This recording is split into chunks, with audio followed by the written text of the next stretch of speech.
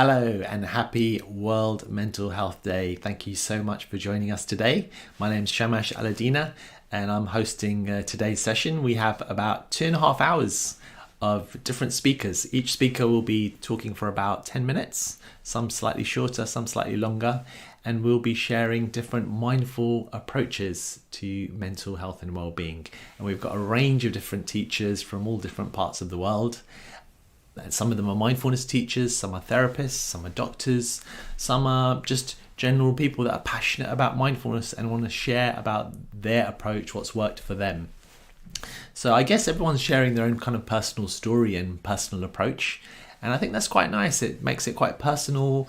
And, we don't know exactly what would be the best thing to help you or to support you. But if you hear different stories, real examples of what has helped support people and helped support their own mental health and well-being, you might be inspired to try one or two of their approaches and see what works for you. So thanks a lot for joining. We're live streaming it today, but the recording will be available afterwards. So if you can't stay for the whole thing or you want to go back and watch some of the other stuff, it will be certainly around on YouTube and some of the other channels as well that you're watching on. So I thought I'd start off by sharing a little bit about my own kind of mental health and well-being and what I've found helpful. And apart from the kind of mindfulness practices that many other people will be sharing today, things like mindfulness of breath, dropping into the present moment, being compassionate to ourselves, I like to share a kind of a philosophical approach to well-being. I've always been interested in philosophy, especially Eastern philosophy. And I've been thinking about it recently. And one thing that's really been helpful for me in recent times is this concept of thinking that everything that happens has a cause behind it. I'm very much into science, and anyone into science knows that, in science, we always look for the cause, what's causing something to happen. And even in from a philosophical perspective, you've probably heard of the concept of karma. And one way of thinking of karma is just the universal law of cause and effect. Every effect has a cause behind it. And this can actually, when you think about this for yourself, it can help you to blame yourself less for how you're feeling. Let's say right now you're not feeling very good. Maybe you're in a low mood, or you're feeling anxious, or there's some situation that's causing you a lot of difficulty at the moment. It's very easy to go down the route of blaming ourselves, like I should be thinking more positive, I should be more mindful, I should be kinder to myself. So we have all these shoulds. But take a moment to think about all the different causes behind why you may be feeling the way you are right now. First of all, you didn't choose the parents and upbringing that you had. So that would have had an effect on how you are doing right now. You didn't choose your genes within all the cells of your body. There's certain genes there that do impact you. You didn't choose that. The country that you're living in right now, or the city that you're in, that would have an influence on the way you feel and your behavior. You didn't really choose that. The economic situation that you grew up when you were young, that was not something that you chose. So there's lots of things, the very fact of even being born, there's all these factors that have happened to us that we didn't even make choice about. And then, think about just today, the weather that you're experiencing today, how well or badly that you slept last night, the different emails or messages that you received this morning, whether your computer is working or not, how motivated you feel right now. In a way, it wasn't really a choice. It's kind of happening to you. So a lot of things, the way the universe works, I believe, is very much emergent, and it emerges from different causes. So for example, even the thoughts that I'm having right now that I'm sharing with you, they're emerging from my unconscious into my conscious mind, and I'm sharing it with you. I've got a few notes, but I'm not sure exactly what I'm going to say. But these thoughts are emerging from the unconscious to the conscious. And the same way with my feelings, the way I'm feeling right now, how much energy I have, my mood is kind of emerging from my unconscious mind, from all these different causes. And I would say there's close to an infinite number of different causes that are influencing the way that I'm feeling, the thoughts that I'm having, and the ideas that I'm sharing with you. Now, remembering that the way you feel right now is not just because of you. It's not just your fault. It's not like you're choosing to be unhappy or choosing to be anxious or low. Because if we could just easily make a choice, if human beings could easily choose, I'm going to be happy, I'm going to feel good, I'm going to do all these positive things, I'm going to exercise regularly, eat all the best foods, I'm going to nourish myself, have great relationships, and I'm just going to be happy. If we're able to easily choose that, then why would there be any challenge with mental health? Everyone would be feeling great all the time. But it doesn't work like that. It's not like we make this individual choice to feel a certain way or think a certain way. As I explained, there's all these infinite different causes, lots and lots of different factors that go back not just to our own lives, but the society that we lived in and the people that lived hundreds of years ago, our ancestors, the kind of culture that we're brought up in, and then even the way that we've evolved as human beings. We have a negativity bias that focuses more on the negative from a survival perspective. And we've got the fight or flight mechanism that kind of helps us to survive. We're living in a modern culture right now, but that's quite recent. It's only a few decades or maybe 100 or 200 years old compared to human evolution that's been going on for hundreds of thousands of years or more. So all these different factors are influencing how you're feeling right now. And so what I'm trying to say is that it's not your fault how you're feeling, or it's not my fault.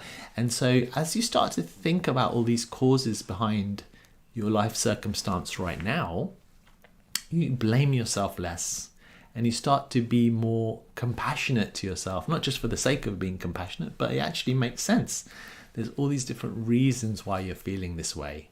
And so this kind of zooming out and seeing things from a bigger perspective and thinking about all the different factors that may be influencing how you're feeling and how you're kind of what your life situation is right now helps to develop this more compassion. And I think that can be helpful for our mental health.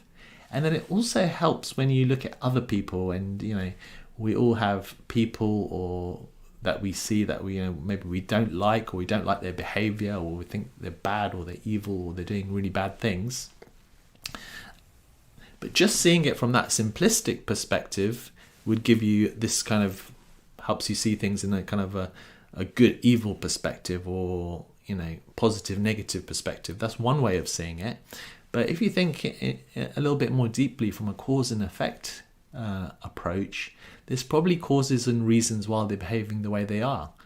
And so when you think from that way, not only does it help you to develop compassion for yourself, but also starts to bring a bit more compassion towards other people, and it helps to build bridges a bit more between people as well. And you can try this with the people close to you to begin with. Think about the way that they're behaving, the things that they're saying to you, the things that they're doing. And just reflect a little bit deeper. There's probably a reason why they're doing that, what they're doing. And it may not be obvious. They may not even know. It's part of these infinite number of different causes, creating this kind of way in which that they're reacting. And again, this can help to extend this compassion, not just to yourself, but to other people as well. So it's a little bit of an unusual approach. It may not resonate with some of you, or maybe many of you it won't resonate with, but I know that for myself it's been helpful to think of it from this perspective.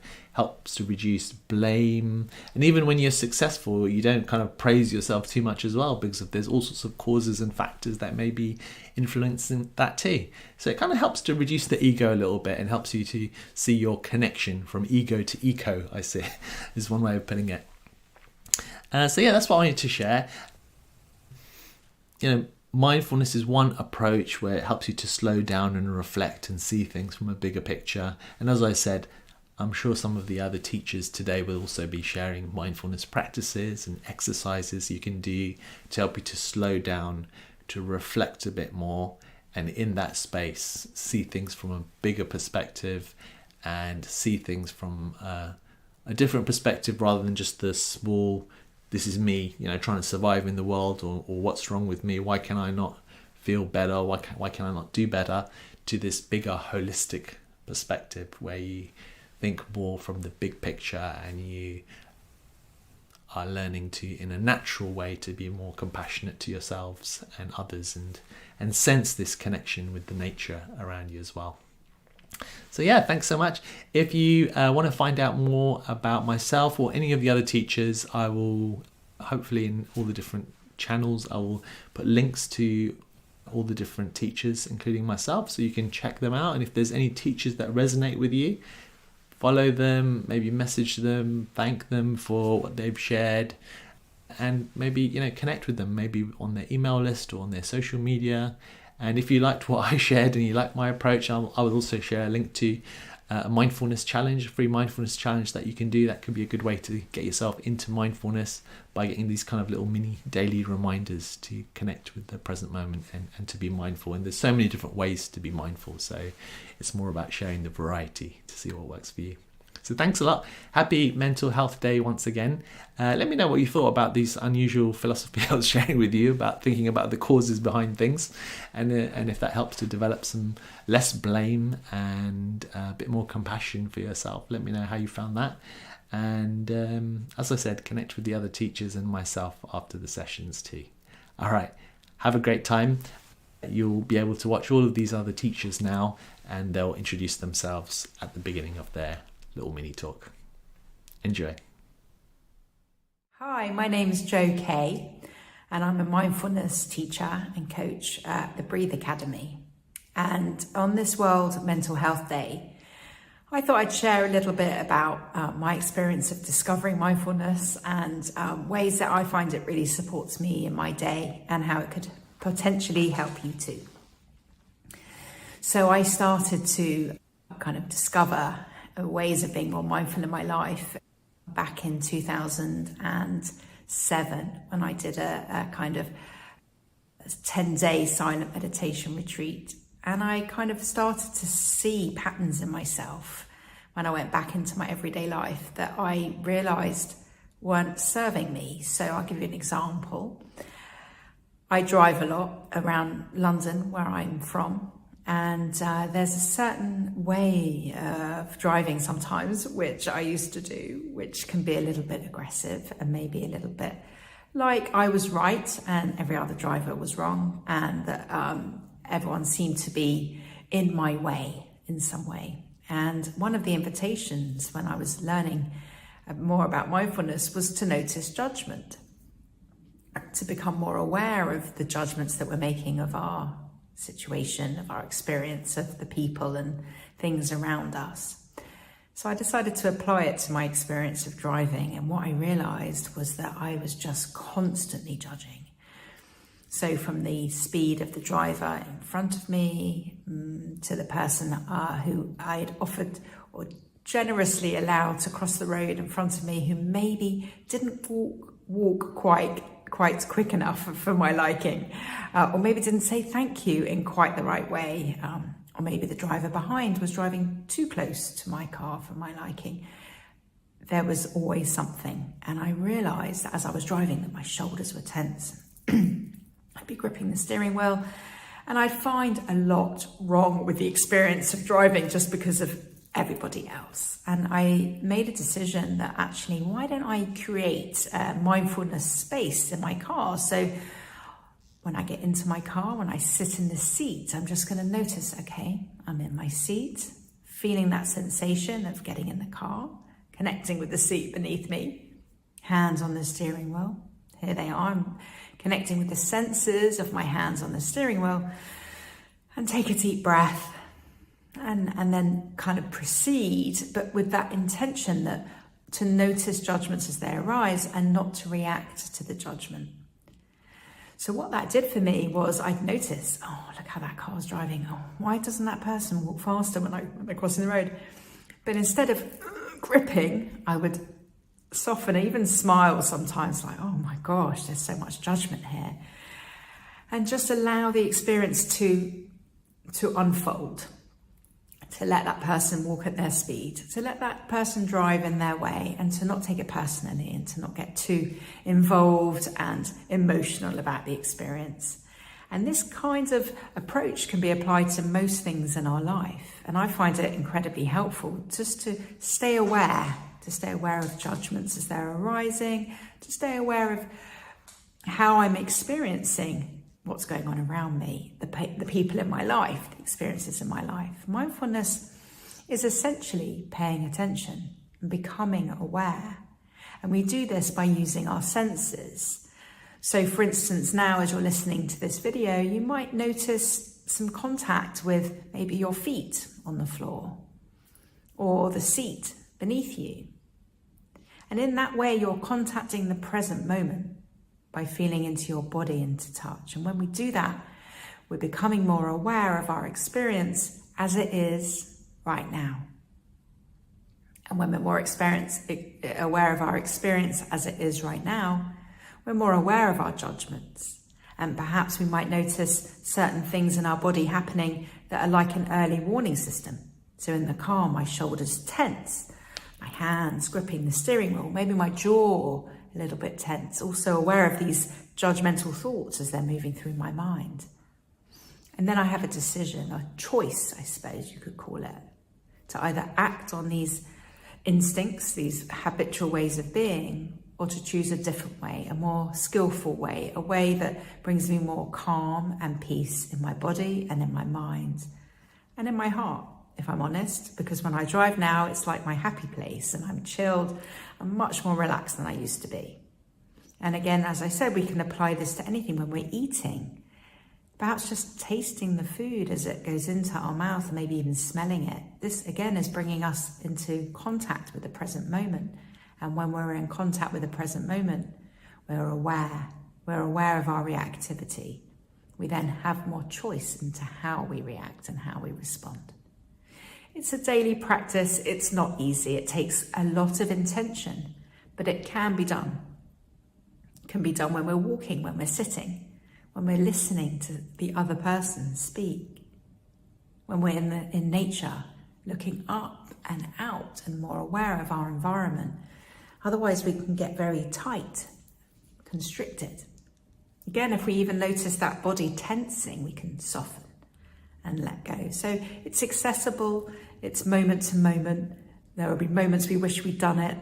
There'll be moments that we are so pleased with ourselves because we've remembered to breathe, to soften, to lean into this experience of this body, of our senses, of this moment.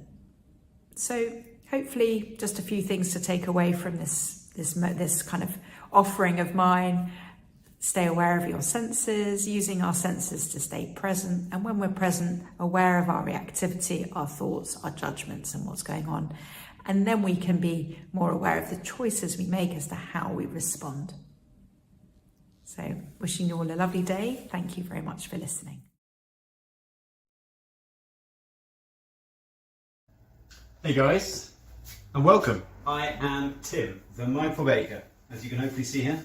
Mindful Baker, and the whole premise of what I do is teach people baking and utilising mindfulness and integrating mindfulness into a baking session so that people can understand it. It effectively simplifies mindfulness in such a way that people who either come to mindfulness or are told about mindfulness and think, I don't want to do that because either it's, people have normally three excuses. One, it's too boring, two, they don't have the time, or three, they're not sort of hippie, weirdo, freaky people.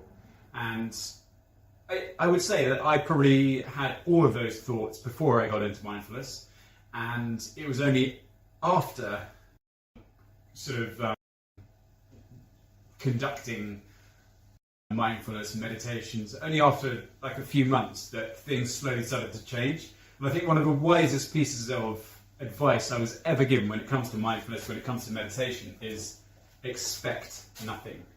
And that's really such an important thing to do. Don't get into mindfulness just thinking, oh, this is something I'm going to do because it's going to change my life. It's going to halt all the anxiety which I'm experiencing. It's going to take away the depression I'm experiencing. It's going to stop me from thinking X, Y, and Z. It's going to sort of make me a much better person. If you think that and get into it for that very reason, it's not going to do it. What you need to do is get into it just to give yourself a bit of calm and a bit of peace. And then once you've been doing it for, I can't give you a timeline, but once you've been doing it for a certain amount of time, you will slowly start to realize and experience and see changes within yourself. And it's absolutely fantastic. And mindfulness is such a phenomenal step, process, which I took to calm me, to change me from how I was. And I will explain, what I did. Basically, about 5 years before I got into mindfulness, I had a very, very bad accident. I skied off a cliff. On the way down, I broke my neck, I broke my back, I shattered my ankle, and I hit my head on a rock on the way down. I was in a coma for 3 weeks. So that was really, really not very good. And what it did, obviously for me, I didn't realise because I was asleep, but for my family and friends, it was absolute hell for them. And I regret the whole thing more for that than for what happened to me. Although my recovery, that is when I had to integrate mindfulness into my life, and that's when I really started to experience and understand the benefits that it can really give you. And that's why, obviously, I've created the Mindful Baker, and on my Mindful Baking courses, my ideal clients, I go into the cities and I conduct these workshops at city firms for sort of corporate professionals, and I either do baking sourdough, which obviously I've been doing now, and I will show you in a bit me taking some out because it's cooking at the moment. Or I do another course which is called a kimchi course, which I don't know if you know anything about kimchi, but it's also about fermentation, and sourdough is about fermentation. And I suppose the main points which I can give and I get, and which helps me to explain the integration between mindfulness and sourdough and kimchi and the fermentation process is just allowing and waiting. And I think one of the best parts of the explanation is when people first come to my sourdough courses.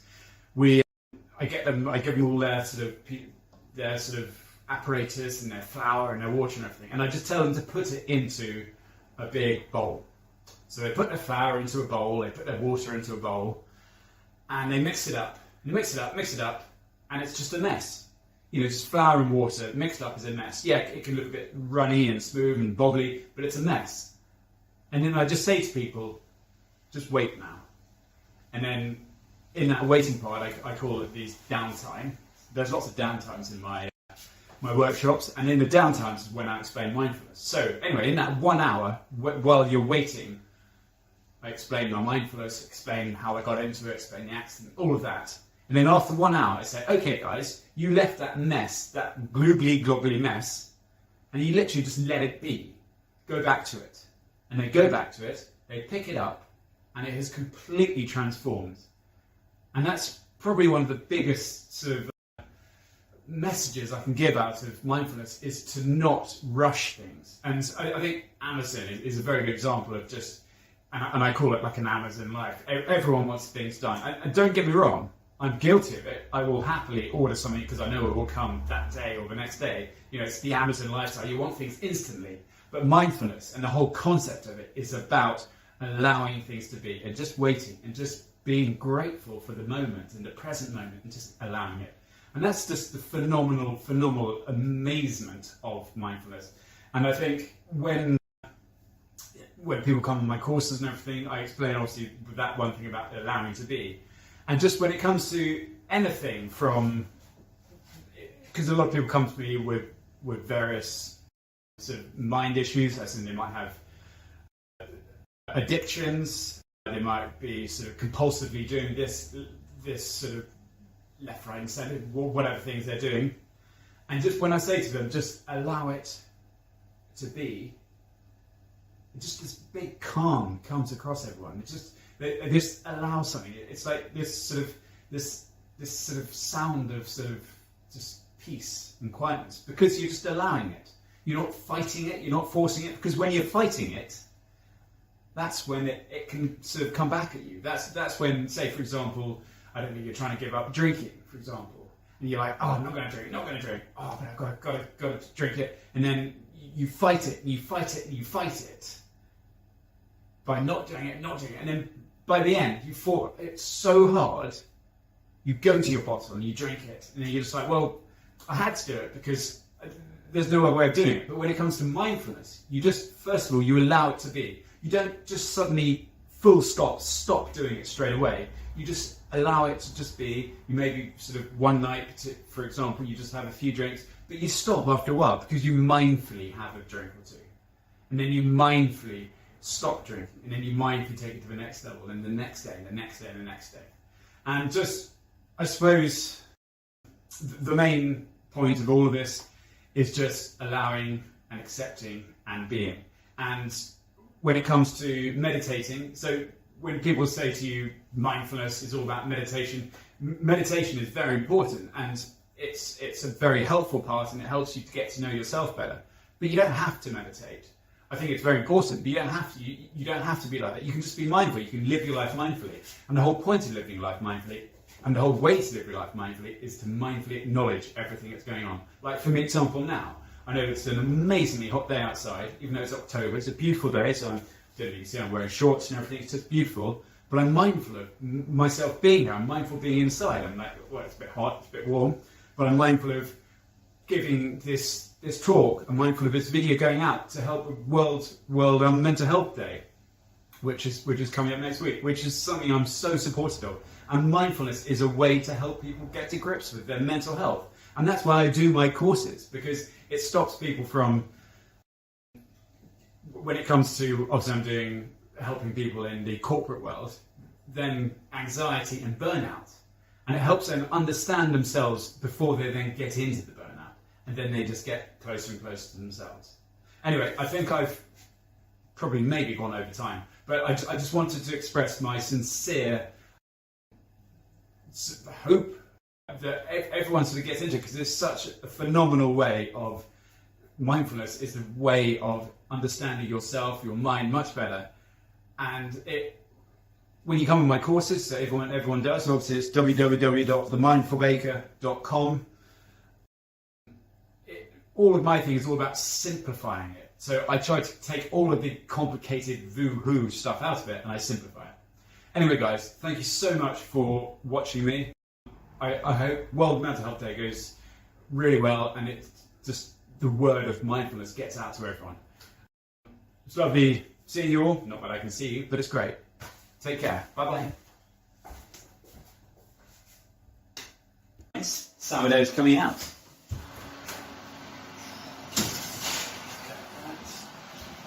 We've got a few of these.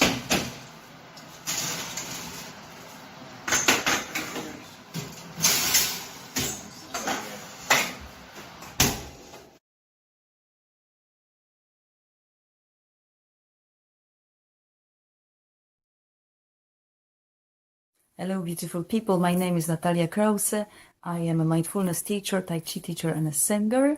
I love talking about emotions and helping people to find their inner peace, inner balance through the body. And I want to share with you 3 simple exercises based on Tai Chi. So this is mindful movement, in which you can incorporate curiosity, loving kindness, and no judgmental observation. Okay, so let's do that together. If you could stand up and go shoulder width, opening a little bit your hips, breathing in, your palms going up, and breathing out.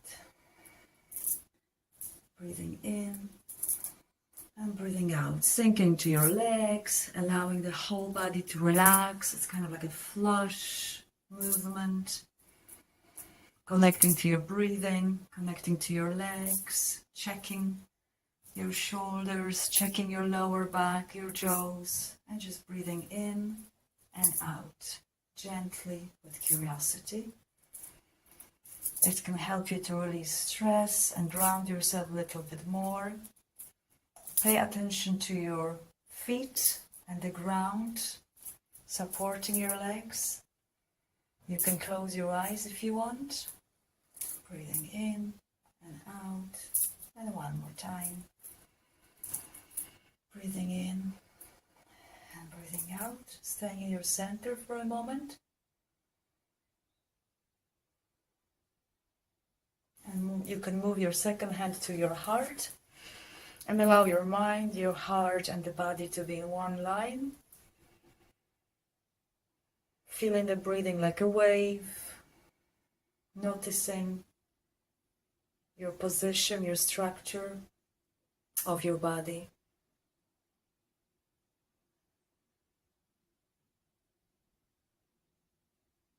Feel your legs connecting with the ground, and your shoulders relaxing a little bit more. Do a gentle body scan with curiosity and kindness.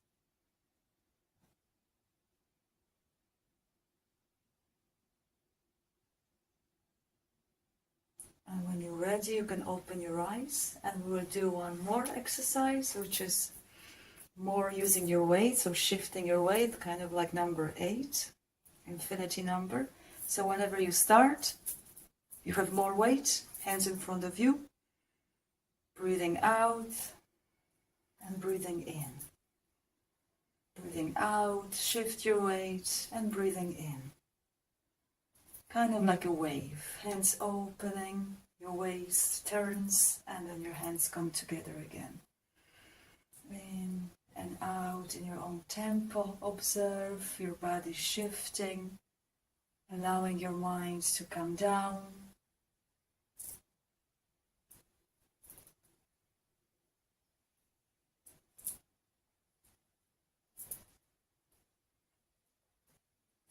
And a few more, breathing in, breathing out, breathing in, and breathing out.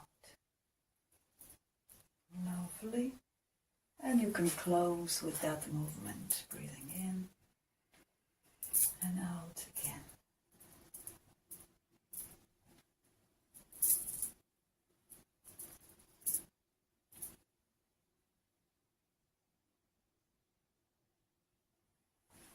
You can open your eyes and sit down.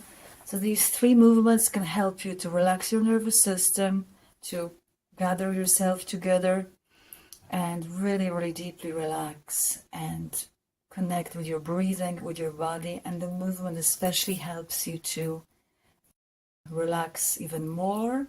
And if it's difficult for you to sit down and close your eyes and meditate like that, you can do these nice spiral and relaxing moves, which I've been doing for over, I think now 14 years, and I really, really recommend them. Even, a few days, few times during the day, even in the morning, you can start. You can make yourself a cup of tea and start a couple of those and see how you feel. Experiment, and remember, adding curiosity, no judgmental approach, and see how your mind calms down and you feel more grounded and in your body. Thank you so much. My name is Natalia Krause, and enjoy your day, and thank you for watching. Sending lots of love. Hello, and welcome to my contribution to World Mental Health Day. My name is Asha, and I've been working in the field of mental health for over 42 years, but I've also had first-hand close experience of living with mental illness. My daughter was extremely chronically and severely ill with a mental illness for over 22 years, and it's been really a learning experience and a very emotional experience living through with her struggles.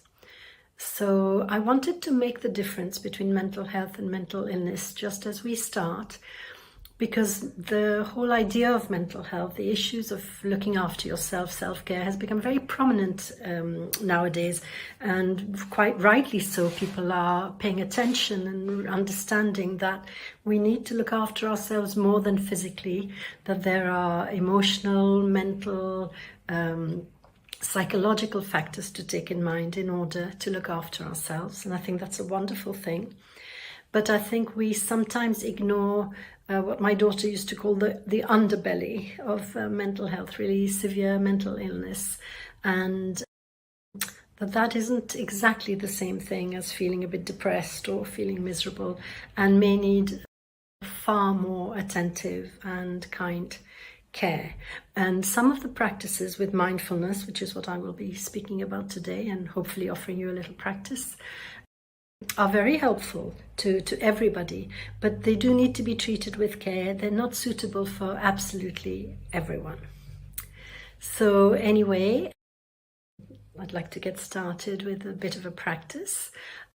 One of the things I wanted to say is if you're distracted, if there are other noises around or people talking, whatever, we should try and take a mindful attitude to it. That is to observe what is happening and to observe its impact on us. So if there's a noise or someone knocking at your door or, drilling going on outside or something that you hear through my phone, see whether you can just notice it, observe it, and then notice the impact on you. Does it annoy you? Does it disrupt your practice? Take a moment just to notice, to observe what happens. Because actually the idea of mindfulness and meditation is that it should be able to be practiced anywhere at any time. So you won't always have a sort of protective cocoon where you're in a quiet, peaceful, with incense burning, whatever fantasy people have of how meditation happens, or not necessarily walking in nature where you automatically feel a bit more at peace. We aim to be able to practice at any point, anywhere. So that's just a little preamble in case noises or things like that disrupt during the little meditation I'm going to offer you. The practice I wanted to share is called the self-compassion break, and it was invented by somebody called Kristen Neff. I think it's a wonderful practice. It can be done, for a short period. You could make it longer if that's what you want, but I'll give you a sort of slightly abbreviated version, let's say, but we'll give you some kind of an idea. Now, for many people, it's very difficult to feel self-compassion. So it's really a muscle that we need to train. It's a habit we need to cultivate. It's a practice that is in 3 parts, and I'll let you know as we go from 1 to 2 to 3.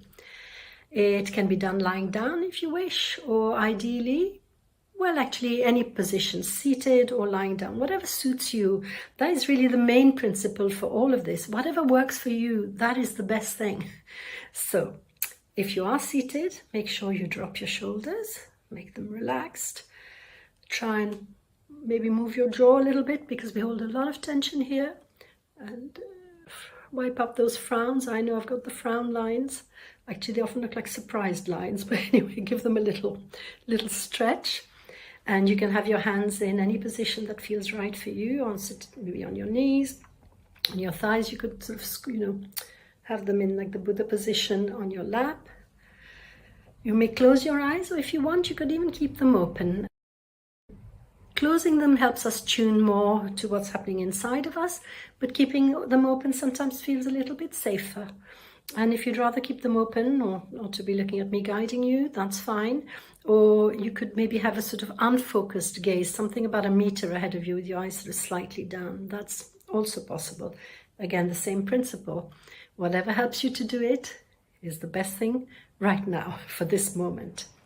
So I'll start off with my eyes shut, but I might open them so that I feel I'm talking to you. So close our eyes if we wish to, and we'll start with 2 or 3 deep breaths in and out through the nose, out through the mouth, or in and out through the nose, whatever again feels good for you, just to ground ourselves. So deep breath in and out. Deep breath in and out. And then make sure that you feel the connection. So if you're lying down, have the sense of the bed or the floor or the mat really supporting your body. And if you're seated, connect with the feet on the ground as if they're rooted and your bottom on the chair. Try and keep your spine reasonably upright as best you can. And we'll begin with the first part of this meditation, which is to connect with something that's difficult or painful or upsetting. So I wouldn't go for the deepest hurt or the deepest grief, but something that's really troubling you right now. So bring that to mind and see if you can feel what that feels like.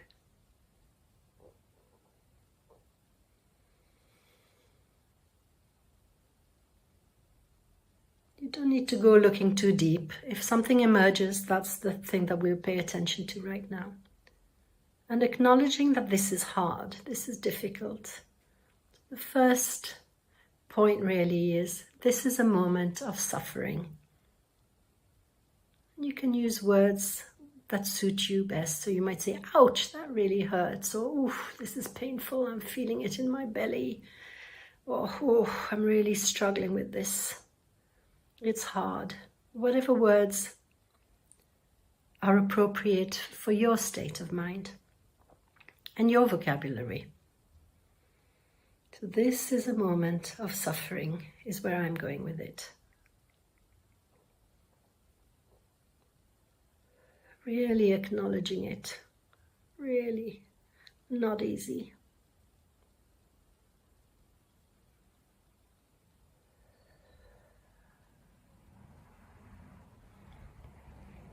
If it's difficult for you to speak these words to yourself, if you feel that they would sound a bit indulgent or a bit wishy-washy, you could imagine somebody, a friend or somebody that you like, that you respect or that you trust speaking to you and saying, ouch, God, that's really hard what you're going through right now. It's oof, that's really not easy.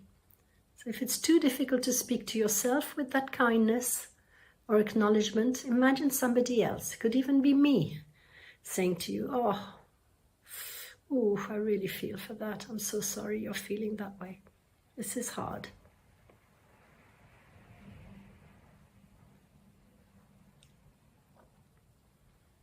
So I'll let you stay with that for a couple of moments.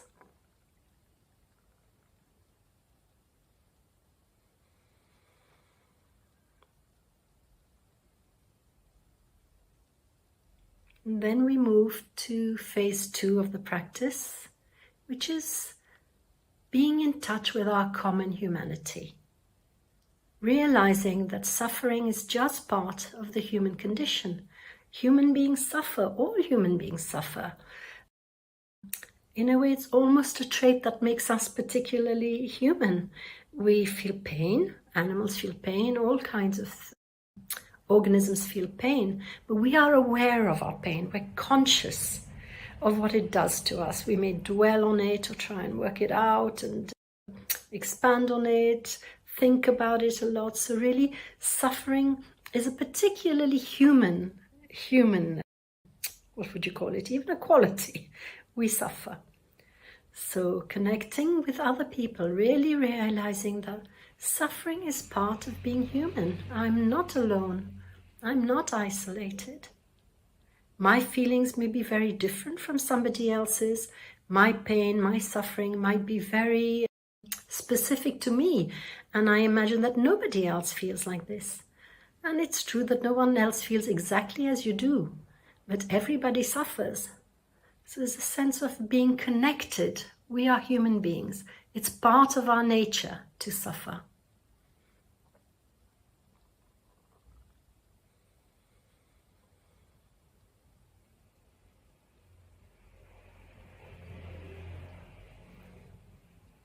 So I am not alone. I am a human being, and part of this means that I suffer, just like my fellow human beings, all the people around me.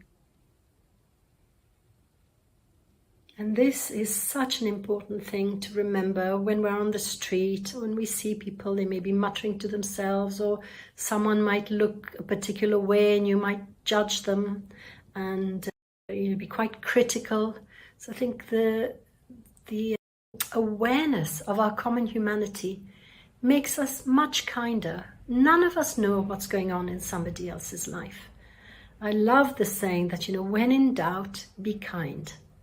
So that comes from a recognition that human beings suffer. I am a human being. It's part of my common humanity. So I'll let you dwell on that just for a little while.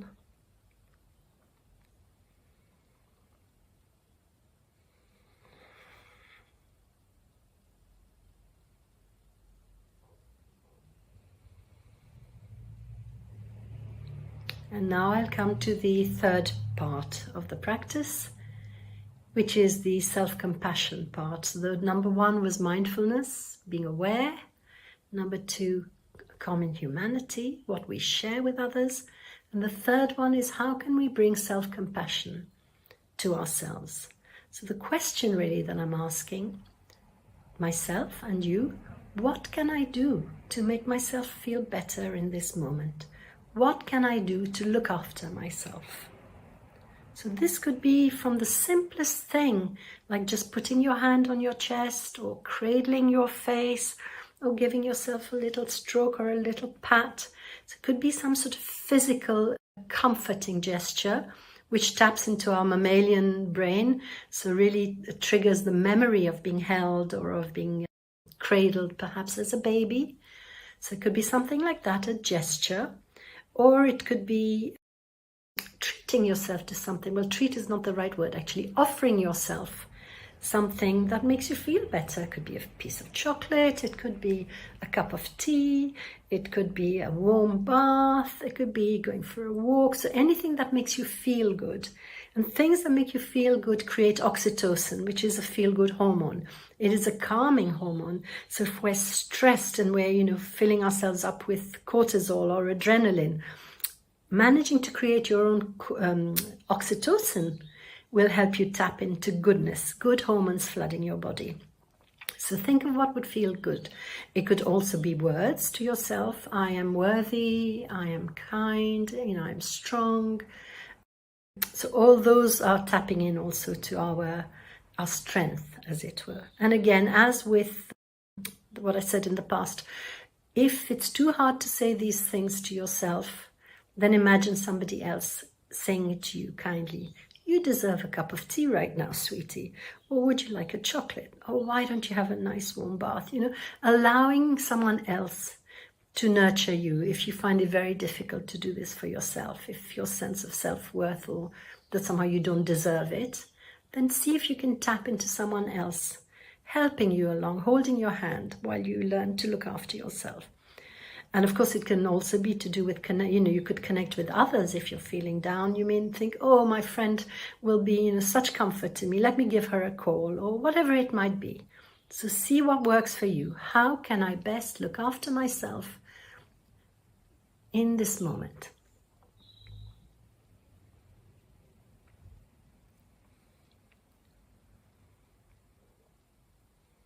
And as I said, it could be the smallest little things. The big step is allowing yourself to have it. So because I'm making this practice quite short, I will end the actual practice with that.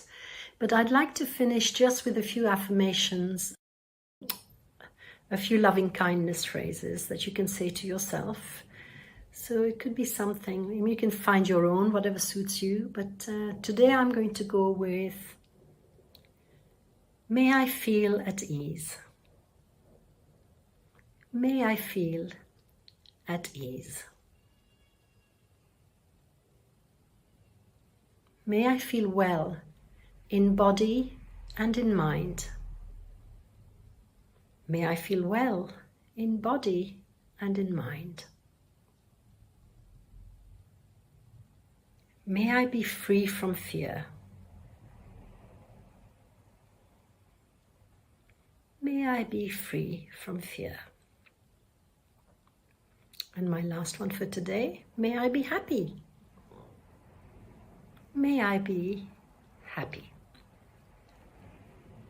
Now I'd like you to reconnect with the sense of your body in space. So your feet on the ground if you're seated, your body on a mat if you're lying down.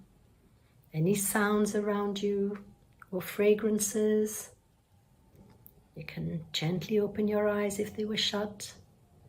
Take in the colors, your surroundings. Have another couple of deep breaths. So in, out.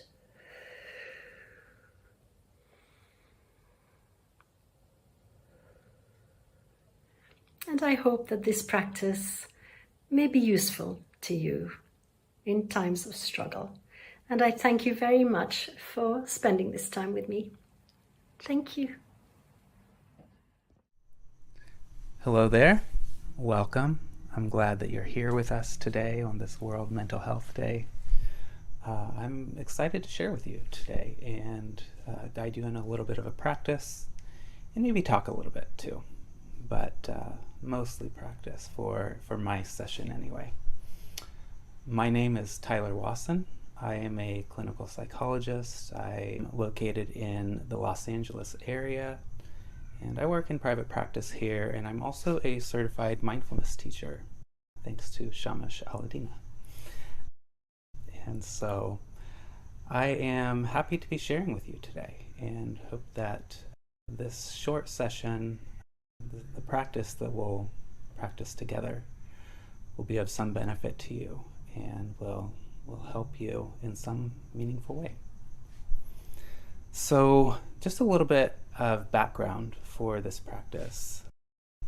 I have been recently working on an ebook, and the title of this ebook is Overcoming Loneliness, the Paradigm Shifting Guide for Queer Men.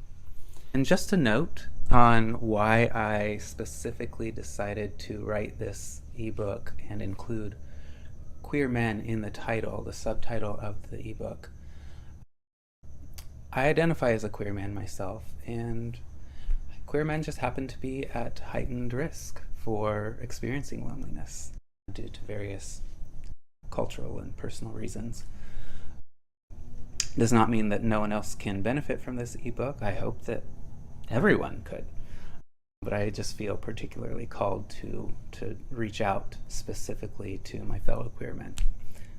So feel free to pick it up if you don't identify as such, but if you do identify as a queer man, this book is especially for you.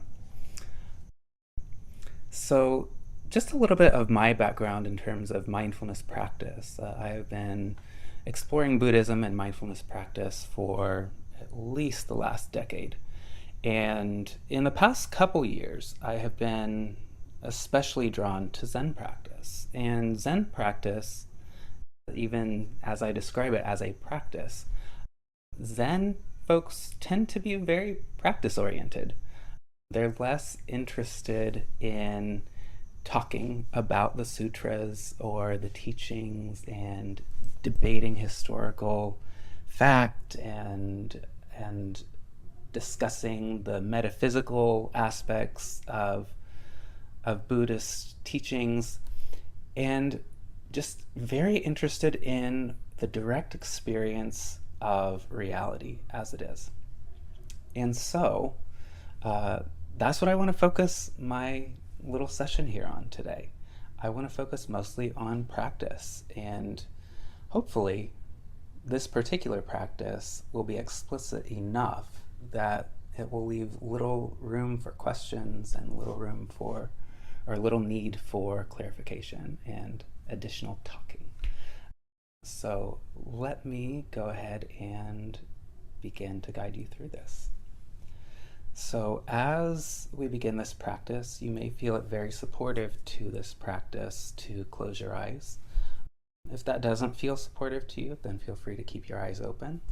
If you do keep your eyes open, I would encourage you to just lower them. Lower your eyes to about a 45-degree angle to a neutral area around you so that you're a little less distracted and can still focus on the phrases, the words that we're going to be using for the practice. So this will be almost like a call and response kind of practice. So let's begin. May I know that just like me, all beings long to be safe, happy, and fulfilled.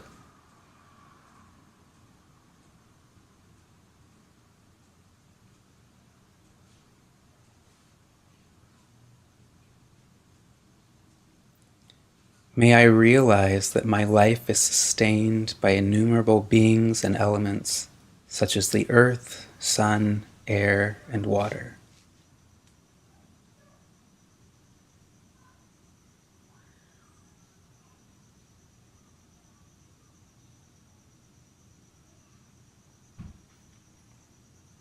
May I experience each breath as an exchange between myself and the generous world around me.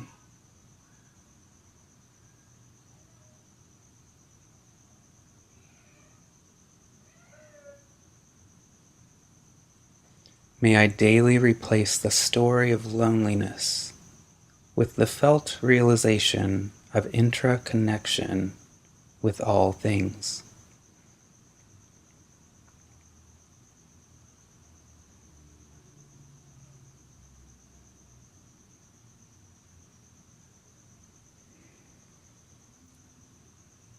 And once more, may I know that just like me, all beings long to be safe, happy, and fulfilled.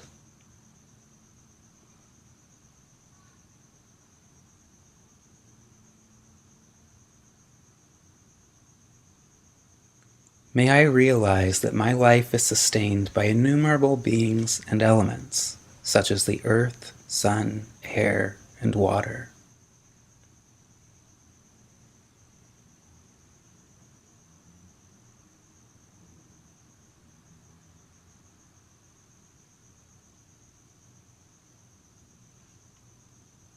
May I experience each breath as an exchange between myself and the generous world around me.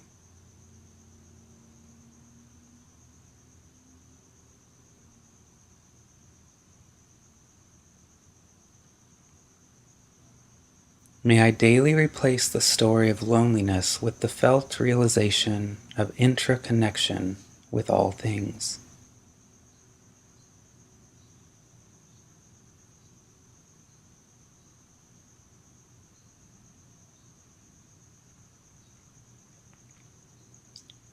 And just for good measure, let's do it one more time. Repeating after me.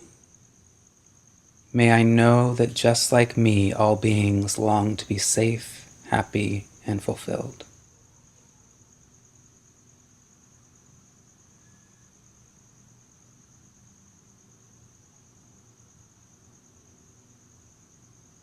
May I realize that my life is sustained by innumerable beings and elements such as the earth, sun, air, and water.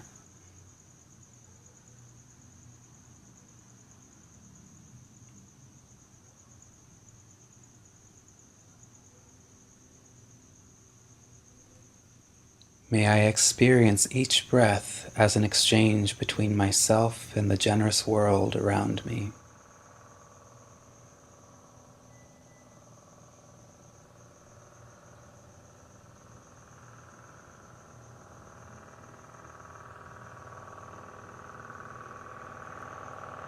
And life as it is presents us with interruptions such as overhead helicopters.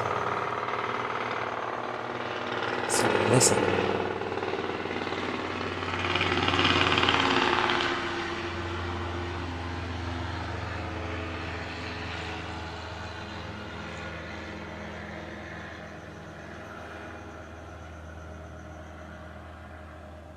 Because nothing is actually an interruption. Life as it is. And so finally, to finish, may I daily replace the story of loneliness with the felt realization of interconnection with all things, including helicopters, sirens, birds, crickets, anything that enters our awareness is part of us.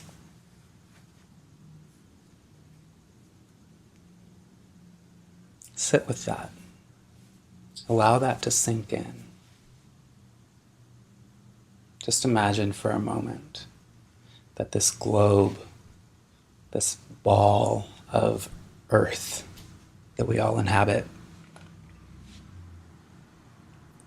imagine that the entire biosphere, including all creatures, all elements that we know of, are actually just one organism, and that each of us plays a role within that as part of this complex, interconnected web of existence, both present, past, as well as future.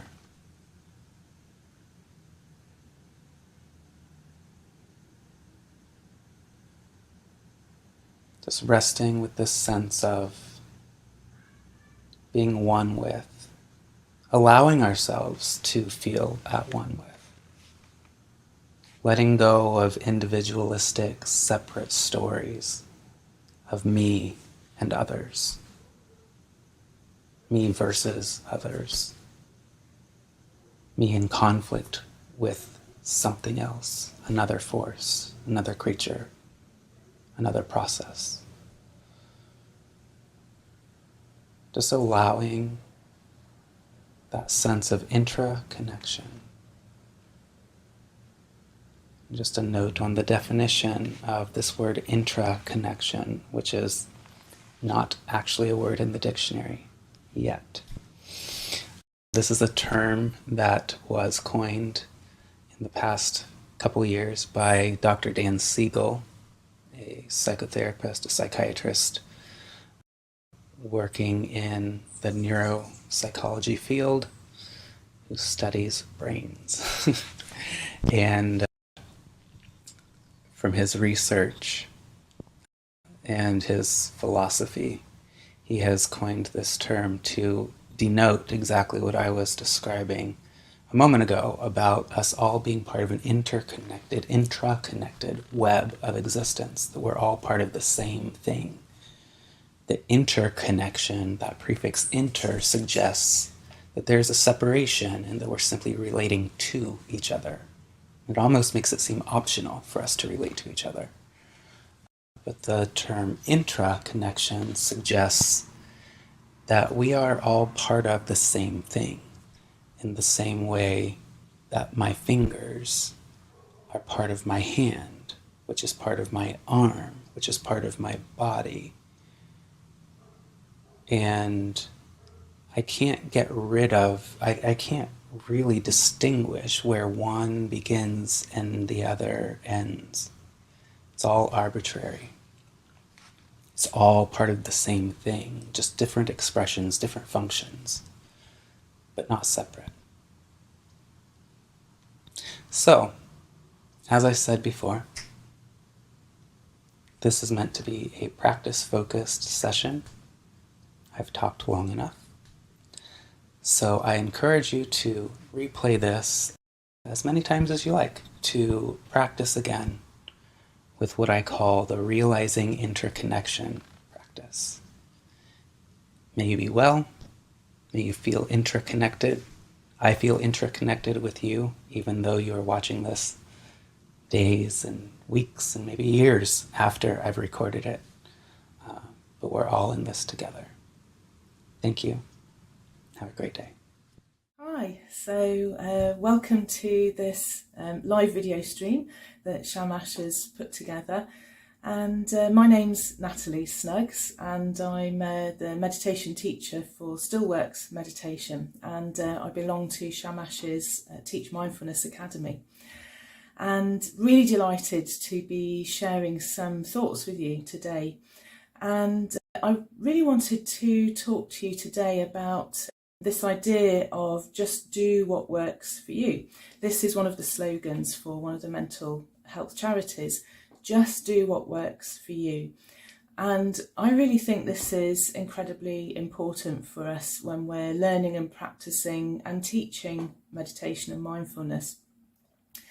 In trauma-sensitive mindfulness, one of the things that we learn very early on is the importance of recognising when something isn't working for you and recognising that you have choice and agency around that. So what does that mean?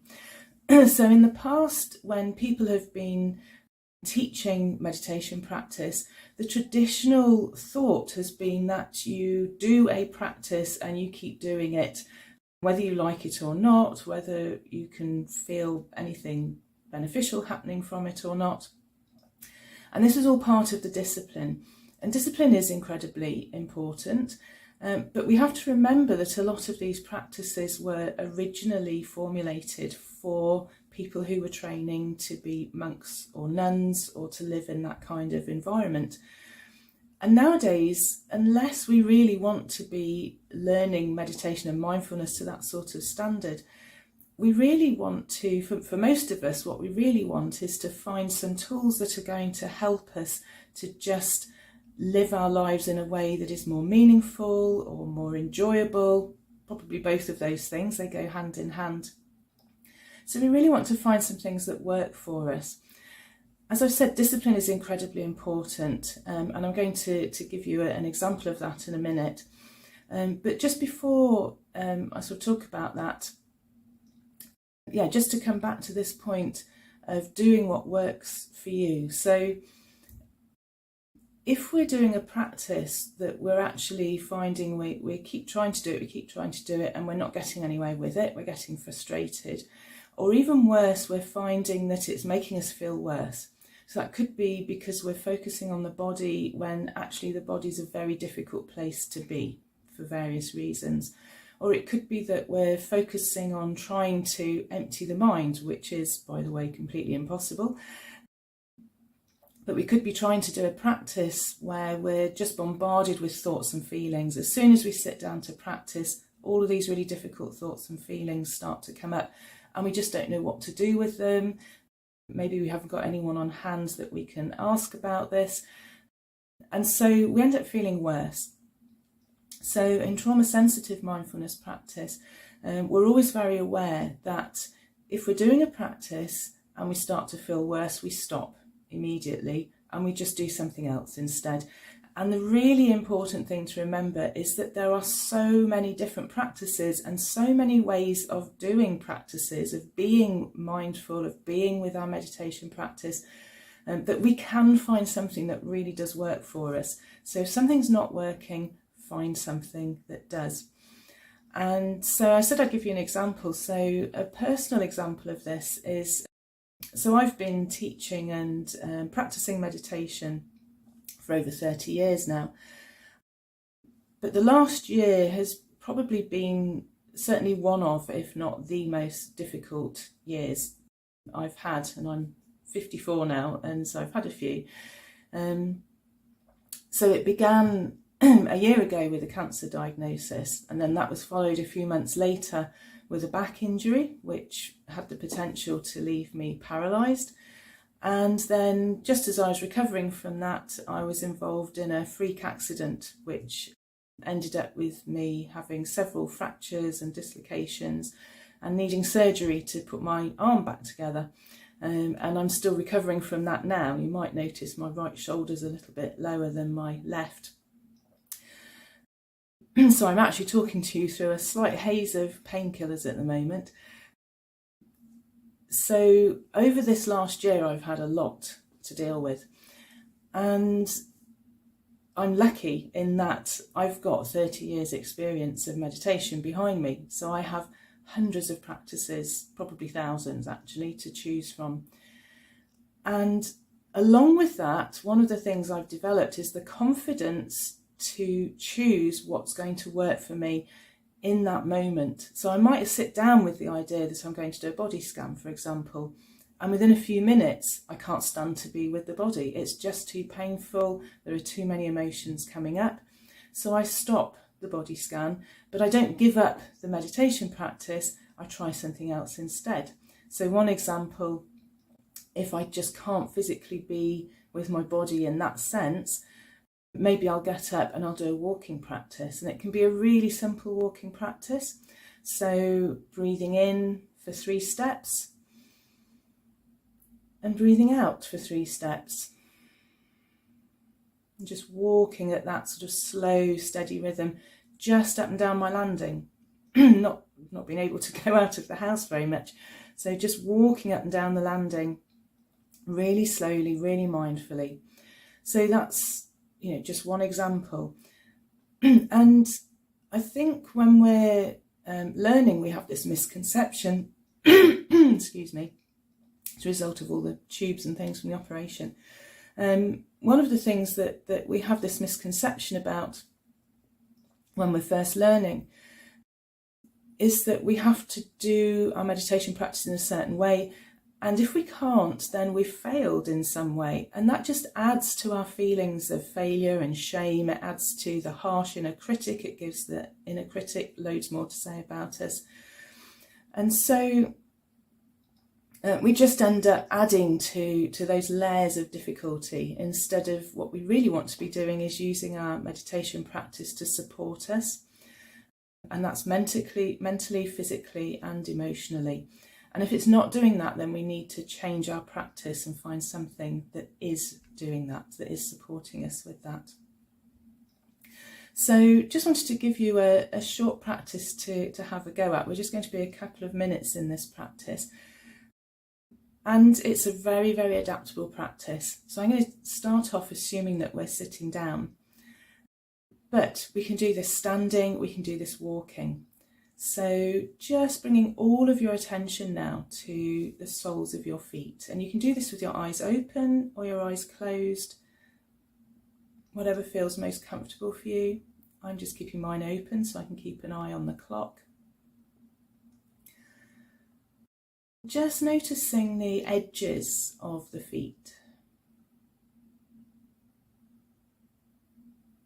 and the heels.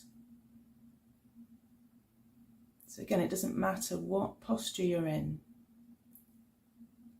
Checking which parts of the feet are in contact with the floor or a cushion. Where are you feeling this contact? And then you can bring some movement in if you want to. So if you're sitting, just pressing the balls of the feet into the floor. And then the edges, maybe the outside edges and the inside edges, the heels, wiggling the toes, going to the left and then to the right, and just really sensing into the soles of the feet.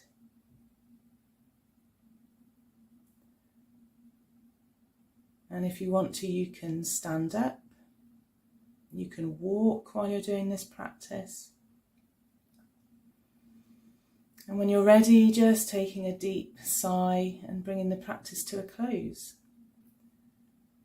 So that's just a really simple practice that we can do anytime, whether we're sitting at a desk working, if we're out walking, whatever we're doing, if we just need a mindful moment. And we can spend 20 minutes if we want to, or just a couple, as we did just then. So I hope you find this practice helpful, but what I really hope actually is that you find a practice that works for you, that is helpful for you, and that you have the confidence to remember that it's your meditation practice, it's your choice, and you're in control. So I wish you all the best with experimenting. Hello, everyone, and thank you, Shamash, for the invitation to join in this World Mental Health Day project. My name's Diane De Jesus, and I'm a registered dietitian, lactation consultant, mindfulness teacher, and mom. I'm also the founder of Mindfulness for PMDD, a program and companion podcast that aims to help people live better with PMDD, premenstrual dysphoric disorder, through the practice of mindfulness. So in 2017, I gave birth to my son, and the birth trauma I experienced led to PTSD, post-traumatic stress disorder. I eventually began therapy for PTSD with a little EMDR and ACT, acceptance and commitment therapy or training, and it was going very well.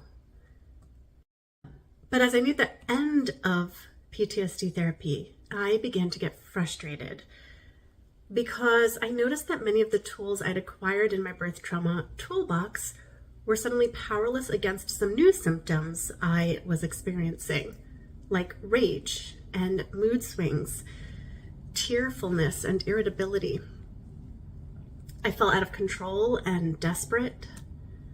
I also began to see a pattern in the timing of these new symptoms that would stick around for a couple weeks or so and then go away again over and over.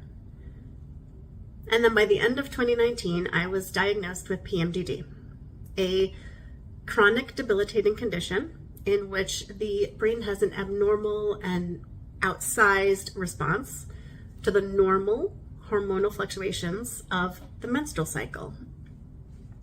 My symptoms were psychological, physical, and cognitive in nature. So I was experiencing aches and pains, migraines, bloating, weight gain, severe lethargy, changes in sleep and in my appetite.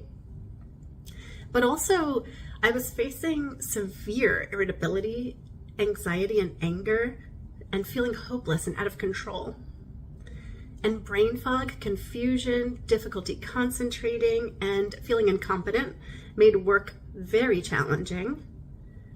And I just had awful self-loathing, guilt and shame, and sensitivity to rejection.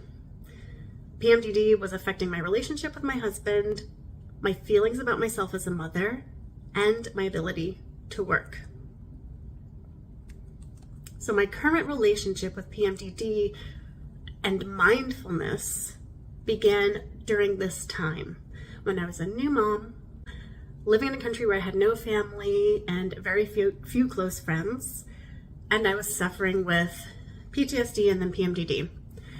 And initially, meditation and mindfulness were tools to help me sort of tame the flame of survival mode.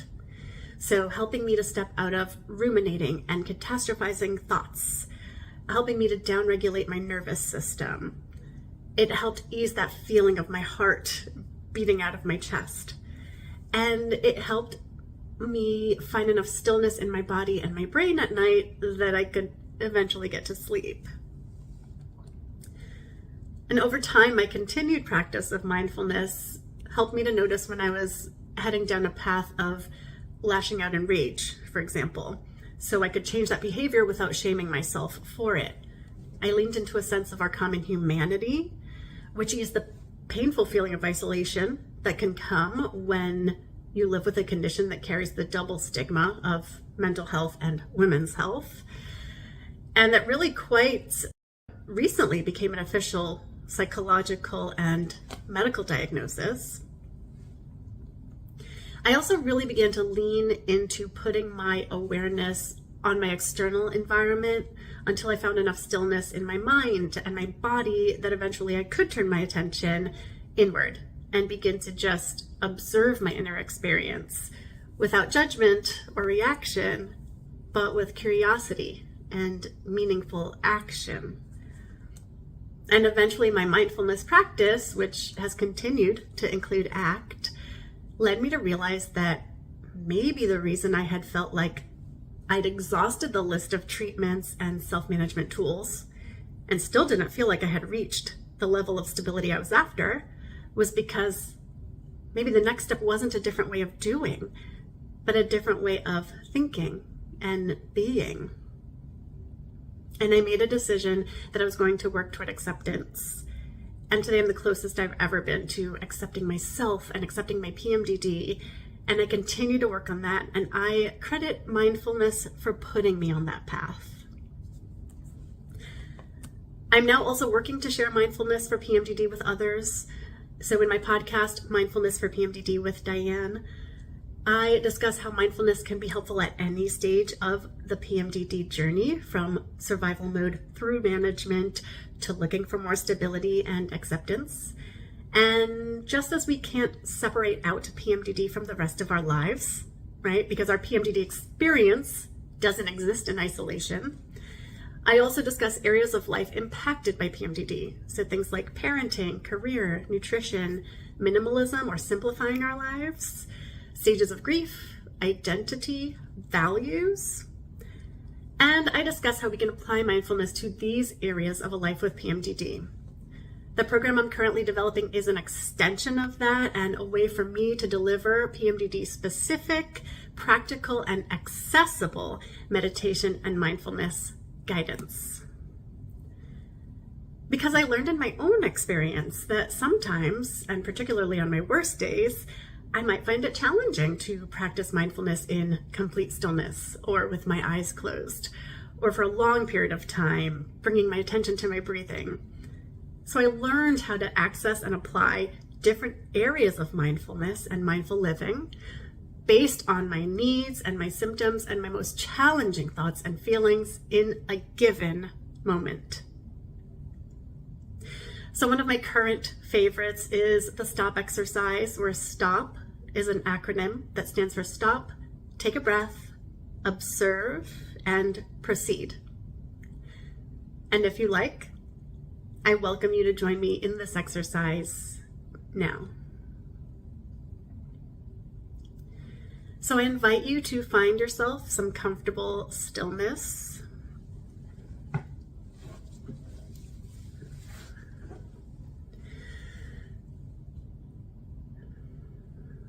And if it feels safe and comfortable for you, see if you can take one easeful breath.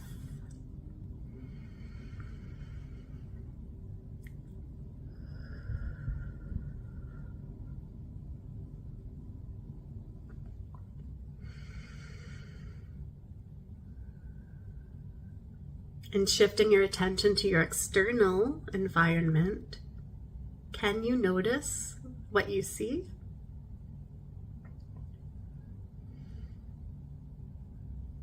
I see the sun coming in through my window, landing on my bed. Trees waving outside. Colorful Halloween decorations.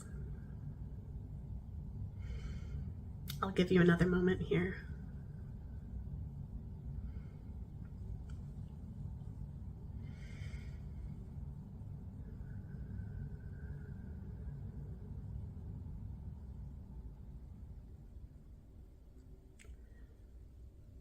And as and when you're ready, slowly coming back to this moment.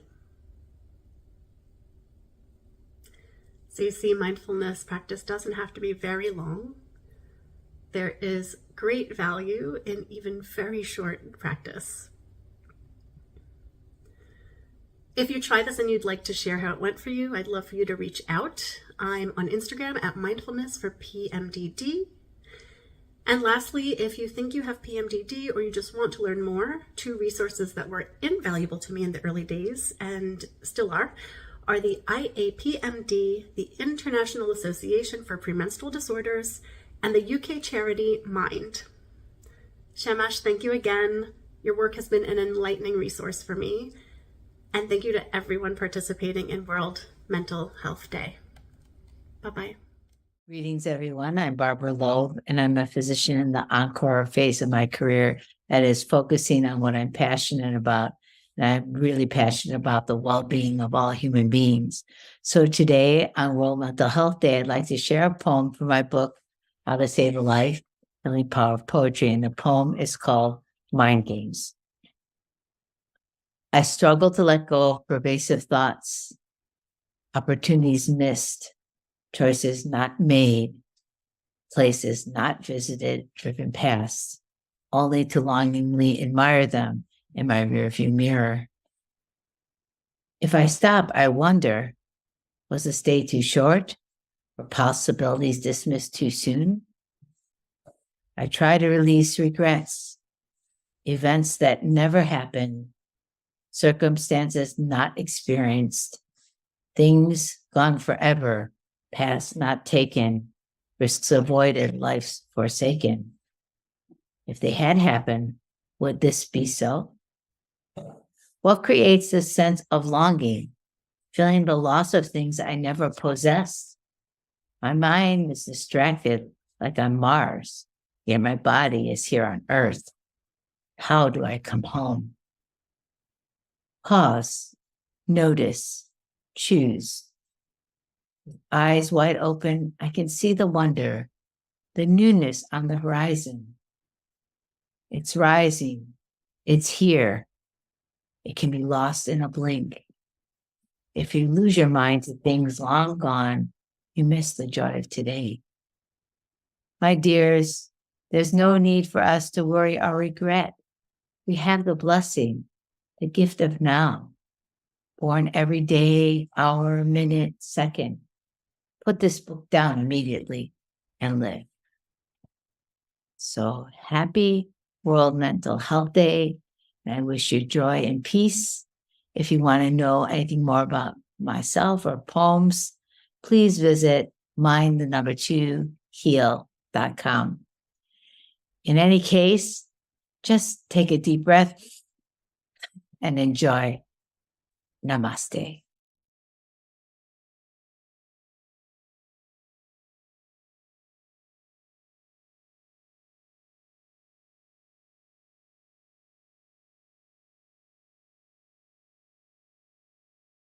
Hello, hi, I'm Mark from Mindful Therapies. And before I explore the link between mindful movement and mental health, I would just like to thank Shamash for creating and curating this wonderful live stream event. So, let's say I'm Mark Sidney from Mindful Therapies, and I've always enjoyed a range of movement-based activities. I've, used to play football, I used to play badminton and squash for the school team. Unfortunately, I was never that good. Well, I might have got on the school team. The school team wasn't that good. So I would often negatively judge my ability compared to the opposition or compared to my teammates. And sometimes my teammates would reinforce that negative opinion that I had of my ability. So once I went to university, I gave up team sports. I still played a bit of badminton and a bit of squash, but just with friends, not in a competitive way. And I took up ballroom dancing and jiu-jitsu, martial art. But both of those proved problematic for me too, in terms of those judgmental feelings, the self-criticism, the self-doubt. And with ballroom dancing, I was told that I had a unique style. I was also told that my dancing was a bit like watching Mr. Bean on acid. So it didn't exactly fill me with confidence.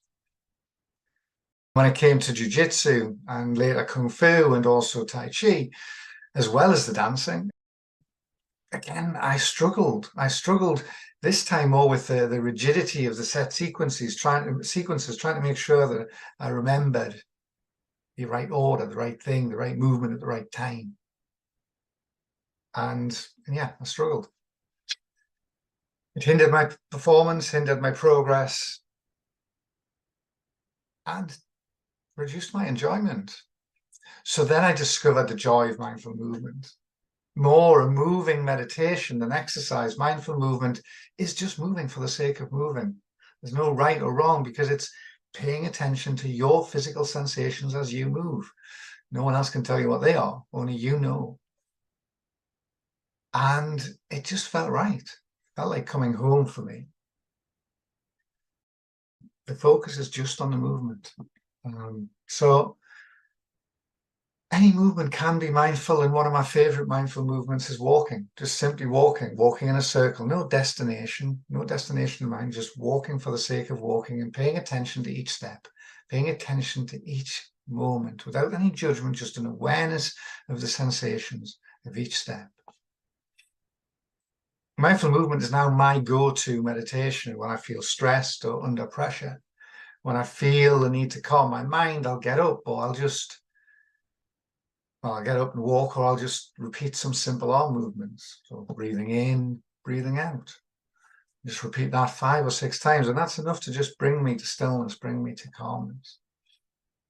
Whenever I've had periods of struggle maintaining a regular formal meditation practice, it's always been mindful movement that brought me back, that brought me home, that got me back into regular practice. In 2015, I was diagnosed with Crohn's disease, an uncomfortable inflammatory bowel disease, chronic illness that means it was very difficult to sit still for any length of time. I'd often have to rush off somewhere. Sitting in stillness was just really hard at times, but movement, mindful movement, I could always still find a place of stillness in my head. So mindful movement involves focusing our awareness to notice the physical sensations as we move. As such, it reinforces the mind-body connection. To me, mindful movement is the embodiment of all mindfulness, of all meditation. ultimately all meditation involves paying attention to movement, the movement of the breath as it moves in and out of the body, the movement of thoughts as they move from our subconscious into our conscious awareness, the movement of our eardrums as we hear sounds. With mindful movement, we're explicitly paying attention to those sensations, to the sensations of each movement. If we can pay attention to our moving body, we can detect subtle differences and changes. And the more we train ourselves to notice those subtle differences, those subtle changes, we can also, when we take that deeper, learn how to detect those subtle patterns in our minds as well. Our bodies and minds are intimately connected. They're part of a whole. Might seem obvious, but our minds and our bodies are constantly communicating in both directions. Our mind responds to our body and our body responds to our mind. And the body is an anchor. We spend much of our time focusing our thoughts on the past, worrying about the future. When we can feel a sensation in the body, we become present. And when we become present, we become more alive. And when we become more alive, we're more able to take back control of our mind.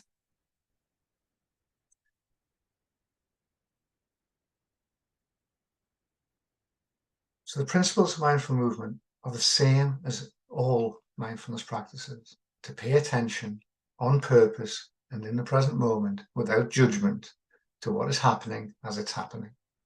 The focal point, instead of being the breath or sound, is the physical sensations of the movement.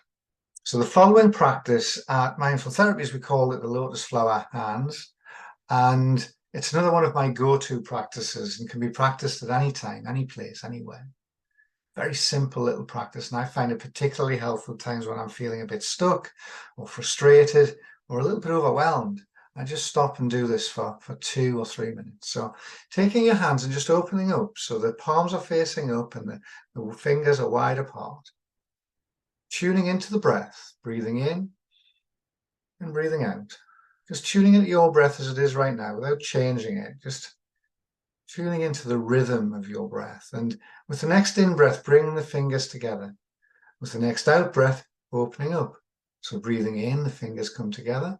Breathing out, they come apart. And see if you can allow this movement to follow the breath, as if the fingers and the hands were an extension of the lungs. Coming in as you breathe in, opening out as you breathe out. And bring as much attention as you can to what you can feel in the movement. What you can feel in the fingers. What you can feel in the back of the hand, the palm, the wrist, the forearm.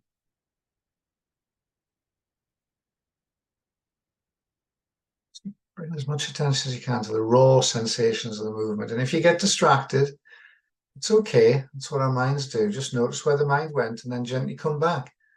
Back to the breath, back to the body, back to the raw sensations of the movement. What can you feel in the hands right now?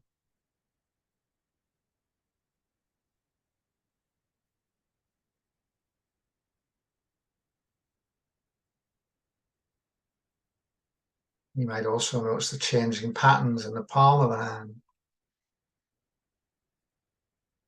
You might want to rotate and notice what the back of the hand looks like. How well do you know the back of the hand?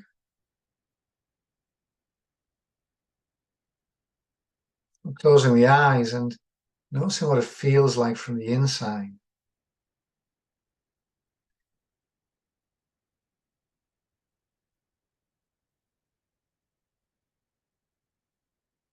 Thank you so much for listening. So I'm just letting go of the movement as we bring this practice to a close. And just to paraphrase Confucius, it doesn't matter how slowly you move, as long as you keep moving, don't stop. So thank you so much for listening. Thank you so much for watching. I hope you have a lovely day. Thank you. I'm Mark from Mindful Therapies. Goodbye. Hello, I'm Alison Bale of Mind Insight, and I have a particular interest in seeing how mindfulness can benefit people with chronic pain. So on this World Mental Health Day, I invite you to join me on a little journey through the world of mindfulness and pain. I've worked with people in pain for 20 years as a registered chiropractor and as a mindfulness teacher. What I've learned is that chronic pain is complicated.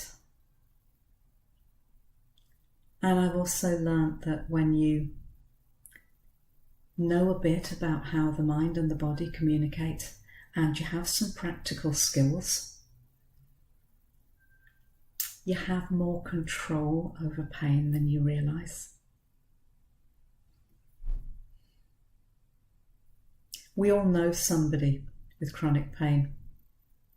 It affects 30% of the population, and that figure's rising. And really, chronic pain is just any pain that's gone on for more than 3 months.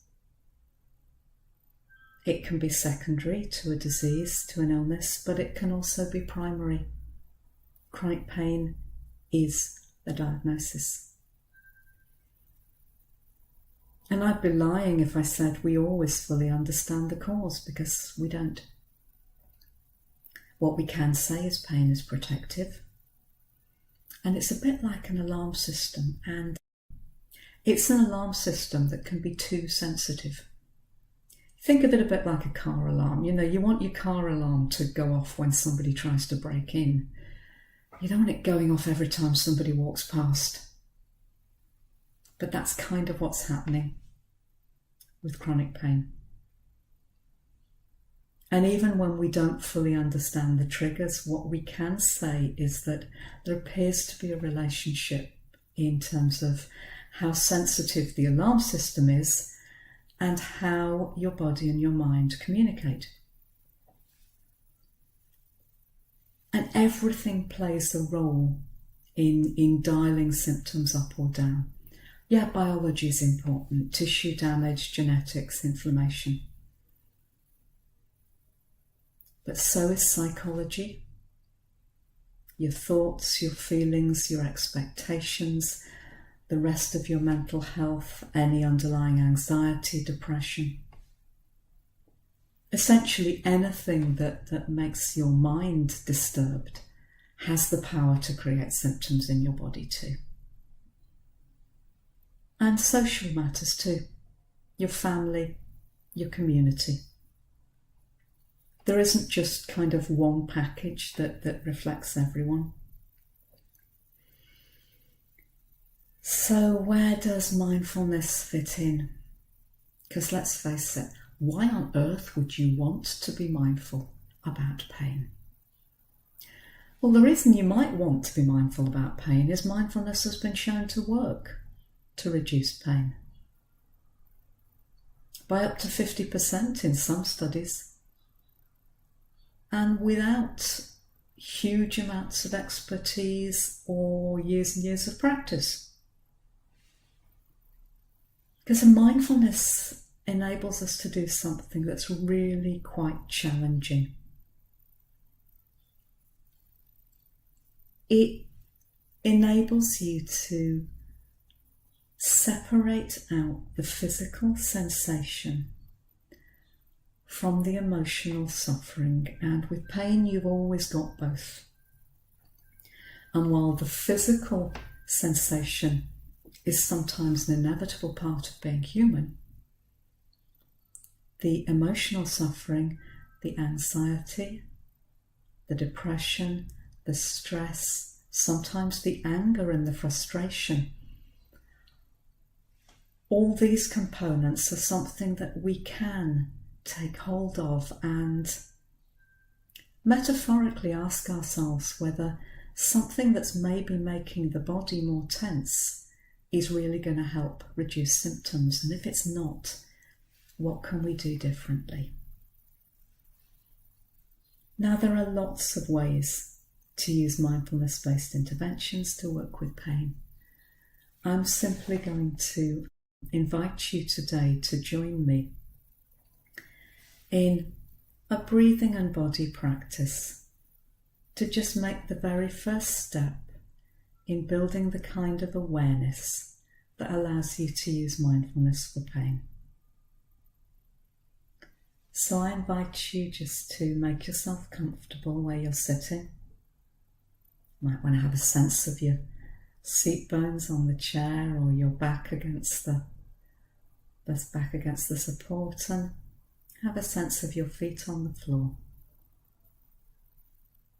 You can close your eyes if you want to, but you don't have to if you'd rather not.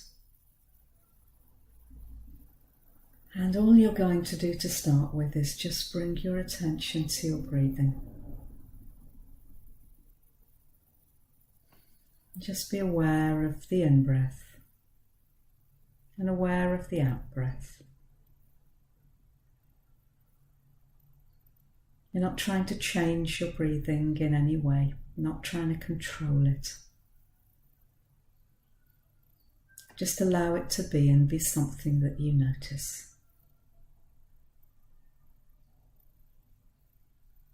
As best you can, see if you can follow the passage of your breath as it enters your nose and travels down into your body and makes its way down and makes its way back out again.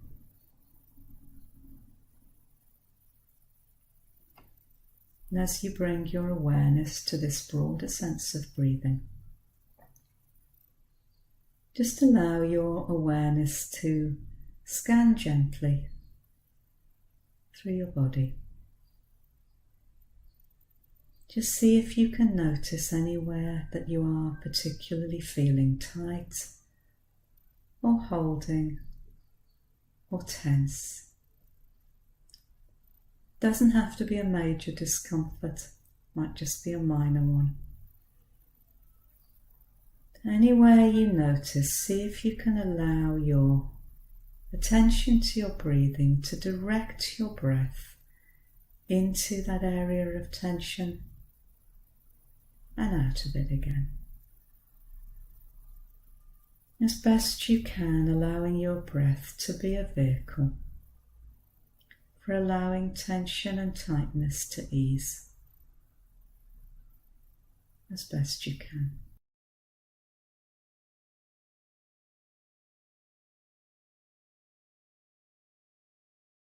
And you can stay with this kind of activity, this exercise, for as long as it's comfortable for you. Right now, I'm just going to say thank you for joining me on World Mental Health Day, and I wish you ease. Thank you very much. Ladies and gentlemen, I feel greatly privileged to share some of my thoughts today. My name is Dr. Satish Chadda, and I am eye specialist working in NHS. Stress is a part of today's day-to-day life. It can be because of work, it could be related to relations, it could be finances. There are many reasons for the stress. Now, we need to understand that whenever there is a problem, which could be a real problem or imagined problem, real problem or imagined problem, that will trigger an alarm signal in the brain, and the result is that the stress hormone is released and body prepares for fight or flight reaction. You might have heard of that. The important concept here to remember is the brain does not differentiate between the real problem and the imagined problem. Both of them will trigger the same stress response. And when there is a stress response, the heart rate changes, the breathing becomes shallow, and sometimes you feel a lot of tension in the muscles, particularly the back and the shoulder. Now, we cannot remove the stress from our life, but we can manage the stress. How can we manage the stress? Understand that stress and relaxation, they have inverse relationship. If we increase the relaxation, the stress will decrease. Another factor for stress is that we seek perfection. But remember, perfection is a myth. We are not supposed to be perfect. Perfection is impossible. However, transformation is possible to change, to learn, and to grow, no matter what your circumstances are. During my medical career of more than 35 years and my search for a tool for transformation, I have realized the most important tool is mindfulness. Now, what is mindfulness? Mindfulness, the definition of mindfulness is very nicely described by Professor Emeritus in Medicine, John Kabat-Zinn. And he says, keeping one's complete attention on a moment-to-moment basis in an open and non-judgmental manner. There are 5 essential core concepts of mindfulness. What are those 5 core concepts? Number 1, attention. Number 2, open awareness. Number 3, acceptance. Number 4, no identification. And number 5 is the choice. So these are the 5 concepts or the core concepts of mindfulness.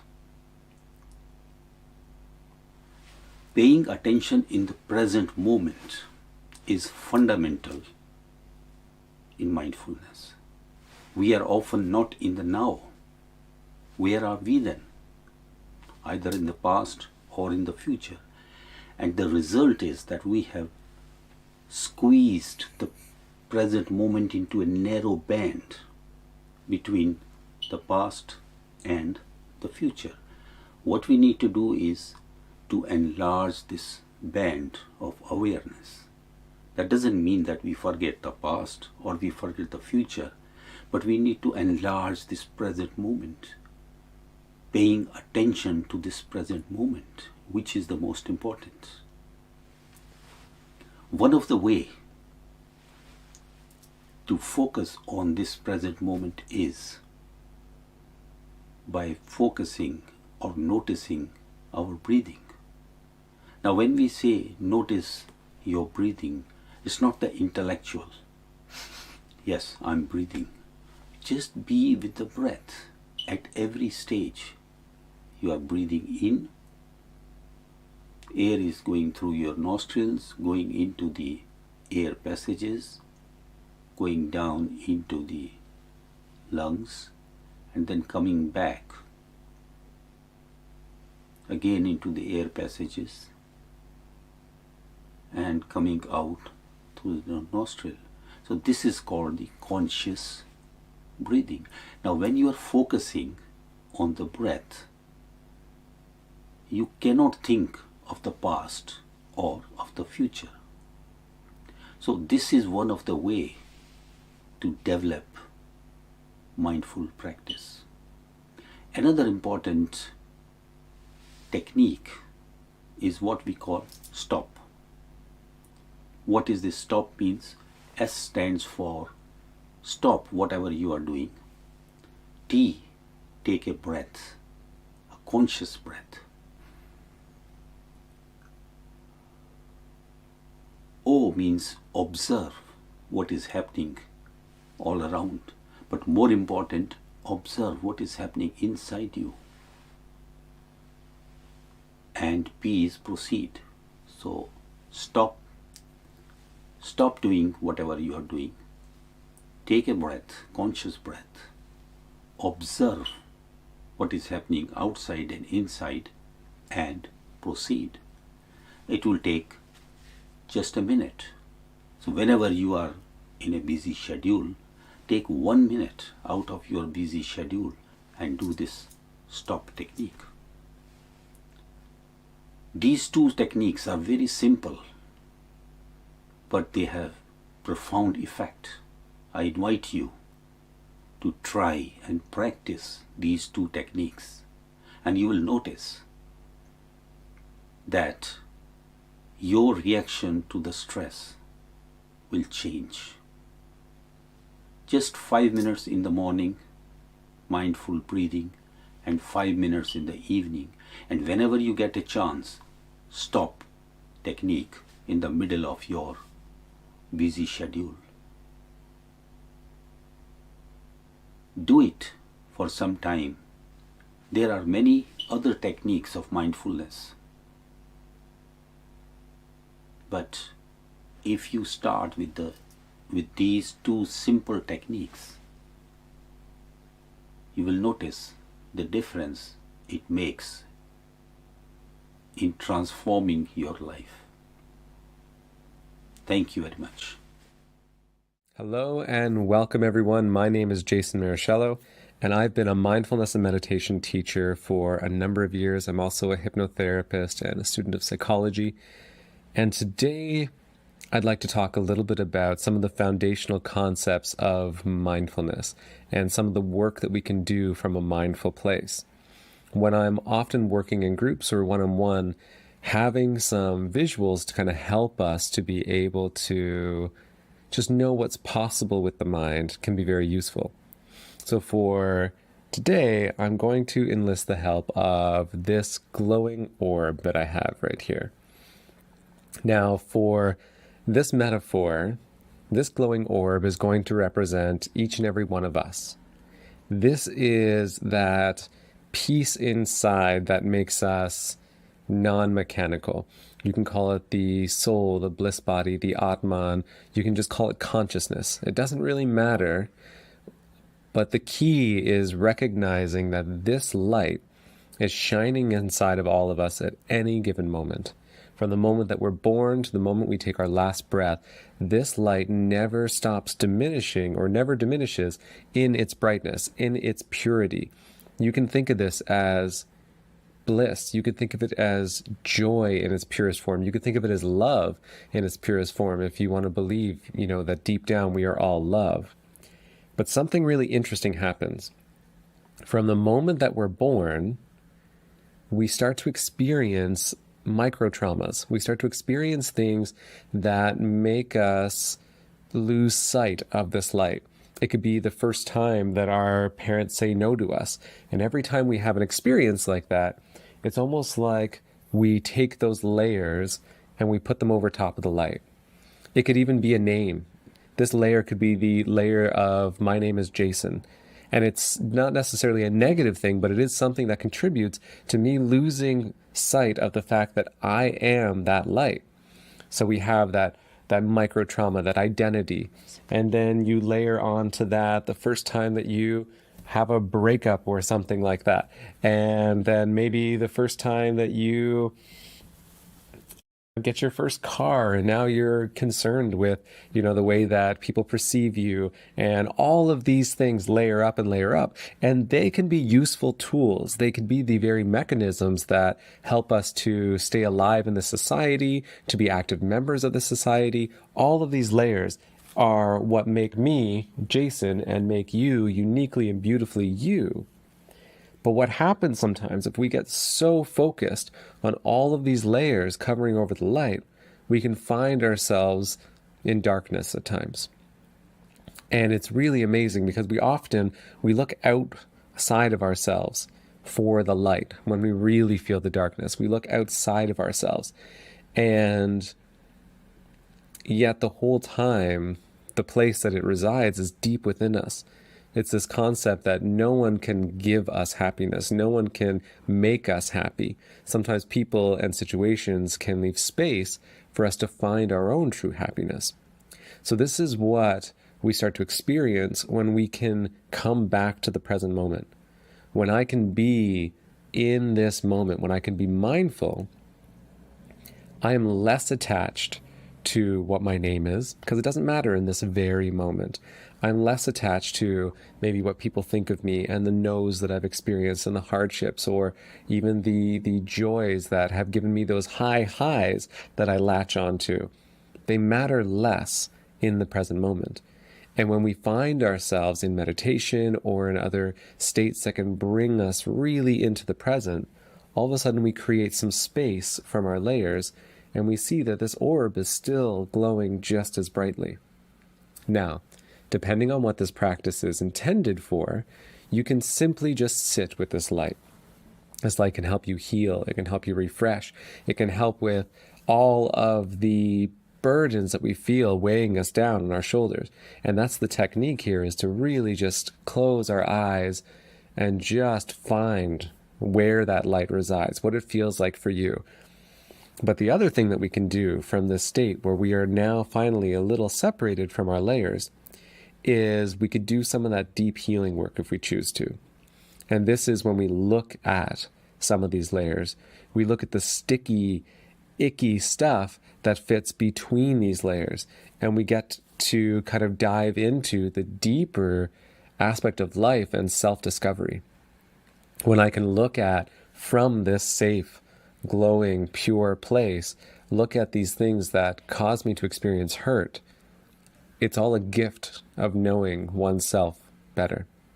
But it all starts with coming back to this glowing light. So what can we do with this? Well, there's plenty of things that even just come from knowing that's inside. But then we can start to play with this idea of the light. You know, we can even think of it in terms of the way we show up with other people. How much are we giving of ourselves? And this idea of, us being a cup of water. Often people think of this concept of I'm filling others' cups. But if we can think of ourselves as a light, just like a candle doesn't diminish when it lights another candle. We never lose that. And holding on to that concept and remembering that underneath it all of those layers is pure love, is pure joy, is pure bliss, is purity. It is perfection. It is the thing that is the same within every living being. And even just holding on to that concept can change the way that we see each other. It can change the way that we experience our own difficulties. And we can start to look like, okay, well, it's not me. Which ones of my layers are rubbing up against one of their layers right now when we have conflict? So take a moment before we close out this video and see if you can tap into really just arriving and really just feeling that light and what that is for you. Maybe it feels like warmth. Maybe it feels like relaxation. Maybe it feels like a lightness. Maybe it feels like a grounded heaviness. It's unique and beautiful for every person. And that can be the meditation, is just tuning in. So I hope that this visual helped, and I hope I gave you some things to kind of think about as far as what are your layers? What are the things that just kind of make it challenging for you to find your light? And when we can find the things that make it challenging, that gives us insight as to what we need to do or what we can do for ourselves, what we can gift to ourselves to be able to tap back in and find that self-care. So I hope you got something out of it today. Thank you very much. Hi, hello, and happy World Mental Health Day.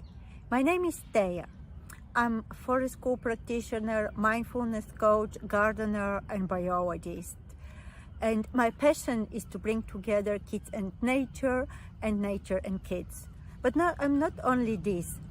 I'm also a person that has a very serious mental health condition. I was diagnosed bipolar when I was in my early 30s. And it was nature that saved my life and that helped me to manage this condition and really to achieve good mental health today. So I'm right now in the garden of the school of my daughter, and this is St. Vincent Catholic Primary School in Acton, West London. I would like very much to tell you briefly the story of our green place.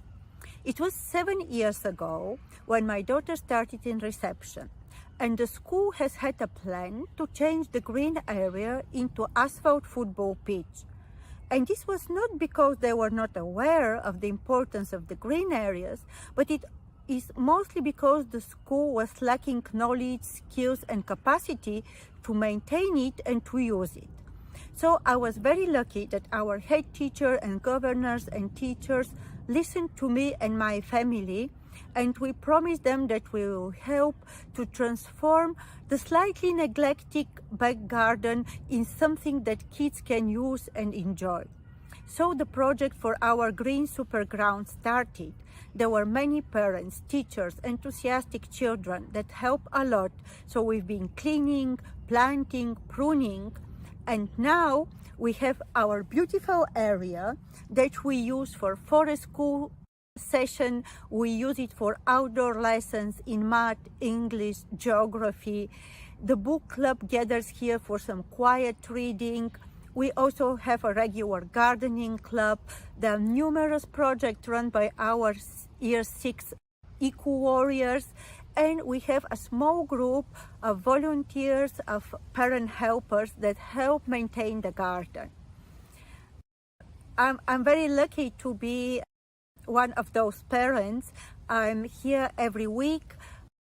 I work hand in hand with some very dedicated granddads and moms. And I can tell you that during the years, I have seen how the garden and gardening has helped many families that were in the middle of challenging times like serious illness, even bereavement. The garden is the place that can take all your worries, all your sorrows, and can give you back the balance, the positivity, and the joy of life.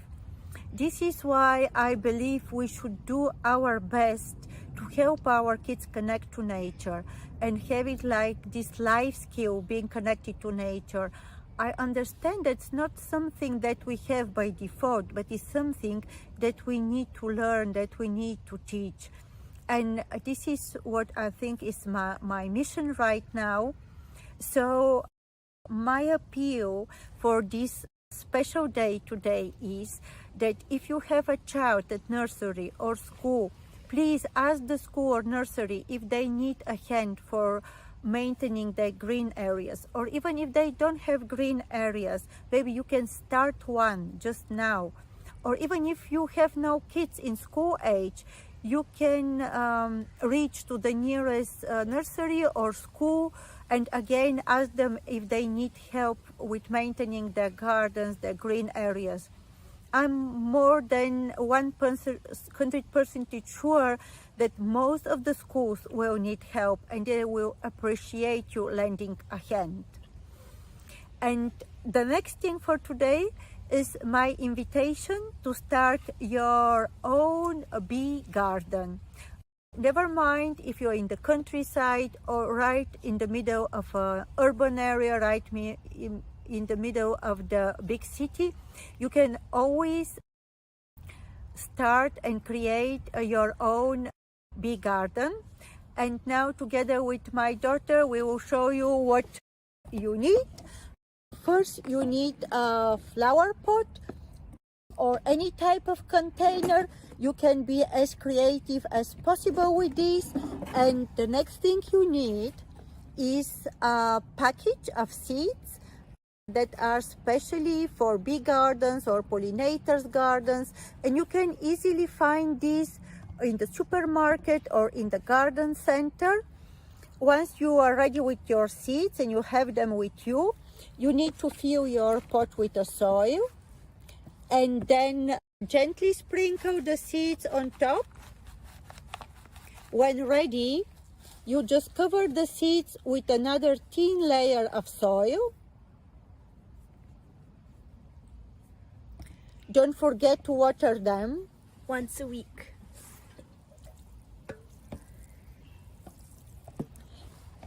And there is the beginning of your bee garden. Next step is to find a nice sunny spot that could be even on your balcony, on your windowsill. Leave the pot there, continue watering and observing.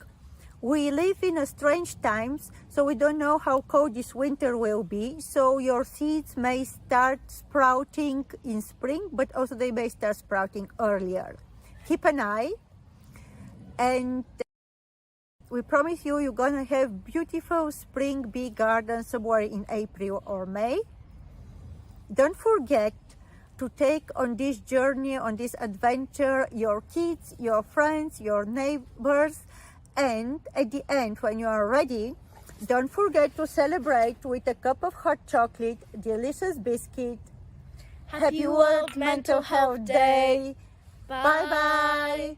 Thank you for watching.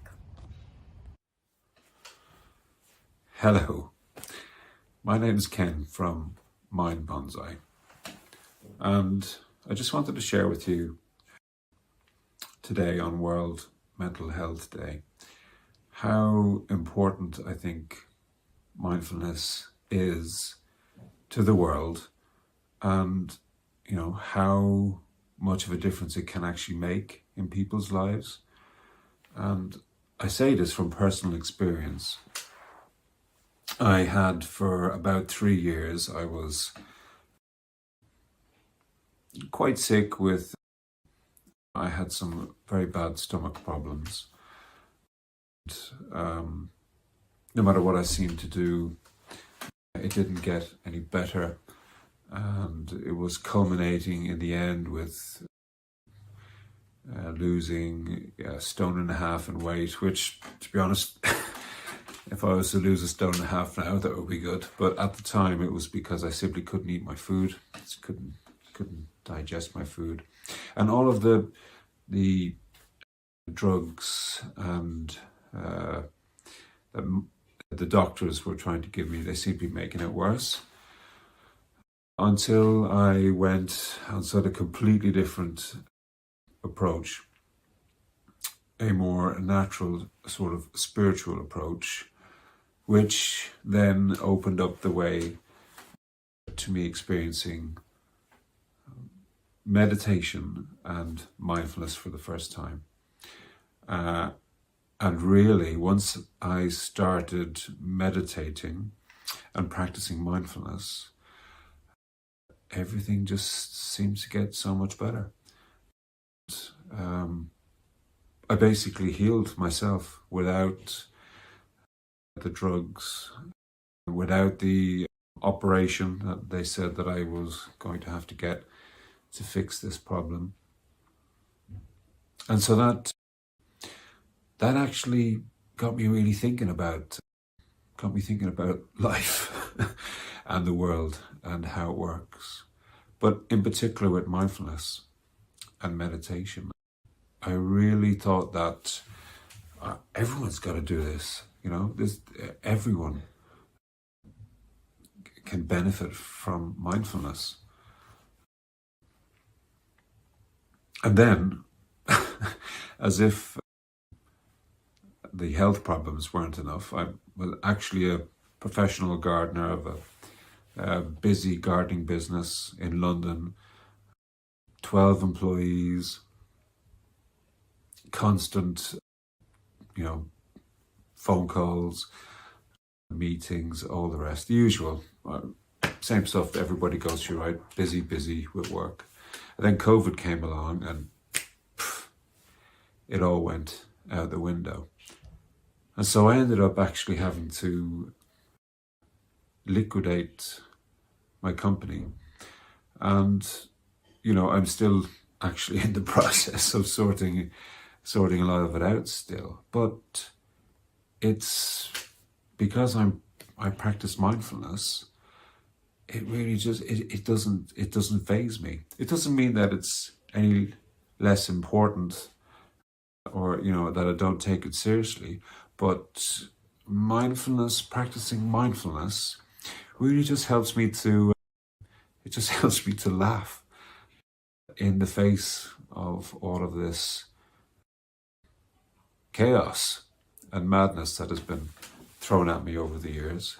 And we all have our problems, right? Everybody has their problems. Each person has their own journey that they're on. But for me, this was my journey, and mindfulness, I owe a serious debt to mindfulness. What I actually found worked for me was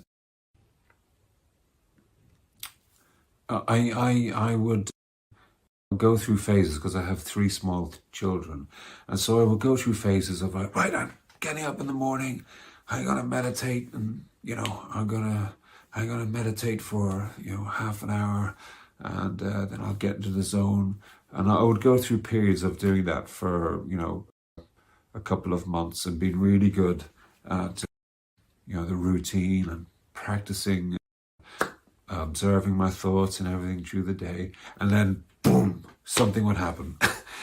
And it's usually children orientated.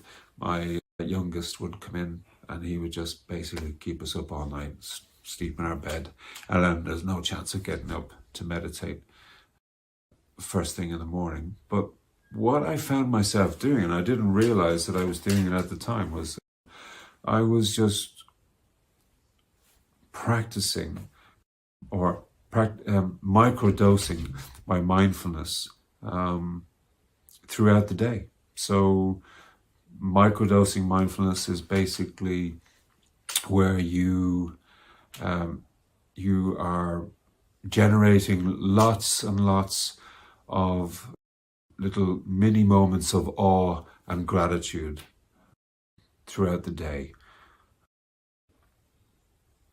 And actually the benefits that you can get from all these little mini micro moments, researchers have actually found that it's the equivalent of meditating for 20 to 30 minutes per day. So, that got me thinking, and then I discovered bonsai trees,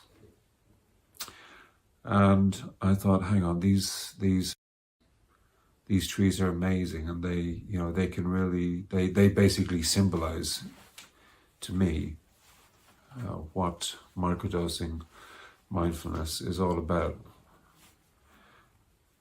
So what I actually do is I use my breath. I practice breath work quite a lot every morning when I'm going through my phases of doing it for 3 or 4 weeks until something else happens. But during the day, I find myself taking 3 deep breaths. And when we take 3 deep breaths, it's an old saying, right? Sort of take a breath, take a deep breath, take a deep breath. Well, it works. And it works because it's scientific. There's actually it's 100% science behind it. When we take deep breaths, we kick in our parasympathetic nervous system kicks in, and it calms our body down, and it sends signals between our heart and our brain that everything is okay. You don't need to run from the tiger anymore. Everything is all right. The fight or flight response. But yeah, so I use a technique which is where you breathe in for 2 seconds. So it's a little exercise that you can do. And if you can think of practicing this anytime that you're feeling stressed about something. if you think about something that you really love or you're really grateful for, it can be anything. It could be, a pen that you really appreciating at that moment in time, or a ladybird on a leaf, or a beautiful sky, or the stars at night. Something that you can feel like you can really appreciate and grateful for witnessing that or having that experience. So if you think about that, and then if you have that thought in your head that this is what I'm going to be grateful for, and what you're going to do is you're going to breathe in for 2 seconds and then out for 4. So a longer out breath, then in, and you're going to do that 3 times. And on the 3rd round, instead of breathing out, you hold your breath. So you hold your breath again for 4 seconds. So you breathe in for 2, out for 4, in for 2, out for 4, in for 2, hold for 4. And then as you're breathing out, you think of this thing that you are extremely grateful for or that you appreciate as you're breathing out. So as you're breathing out, really grateful for whatever that is. And what that does is that sort of generates a feeling or an energy in here, in the center of your chest. And you can just almost feel it flowing through your body. But, there is a science behind it. And it works. Taking 3 deep breaths. So that's it, basically. I think that mindfulness can really help. And if even if it's just 1 minute 1 minute a day where you're really concentrating on one thing, because essentially that's what mindfulness is, right? It is focus, concentration, being with the one thing at any one time, and really being with that one thing and nothing else. But yeah, it's almost like it's a state of being that you arrive in after a period of observation. So yeah, good luck and be mindful. Good day and greetings from KwaZulu-Natal in South Africa. Before I get started, I send gratitude to our host Samash for this opportunity. It is indeed an honor to share the stage with you. I'm Nirasha Singh and I'm on a mindful journey of life. By profession, I'm a pharmacist, mum and certified mindfulness teacher through Mindful Revolution.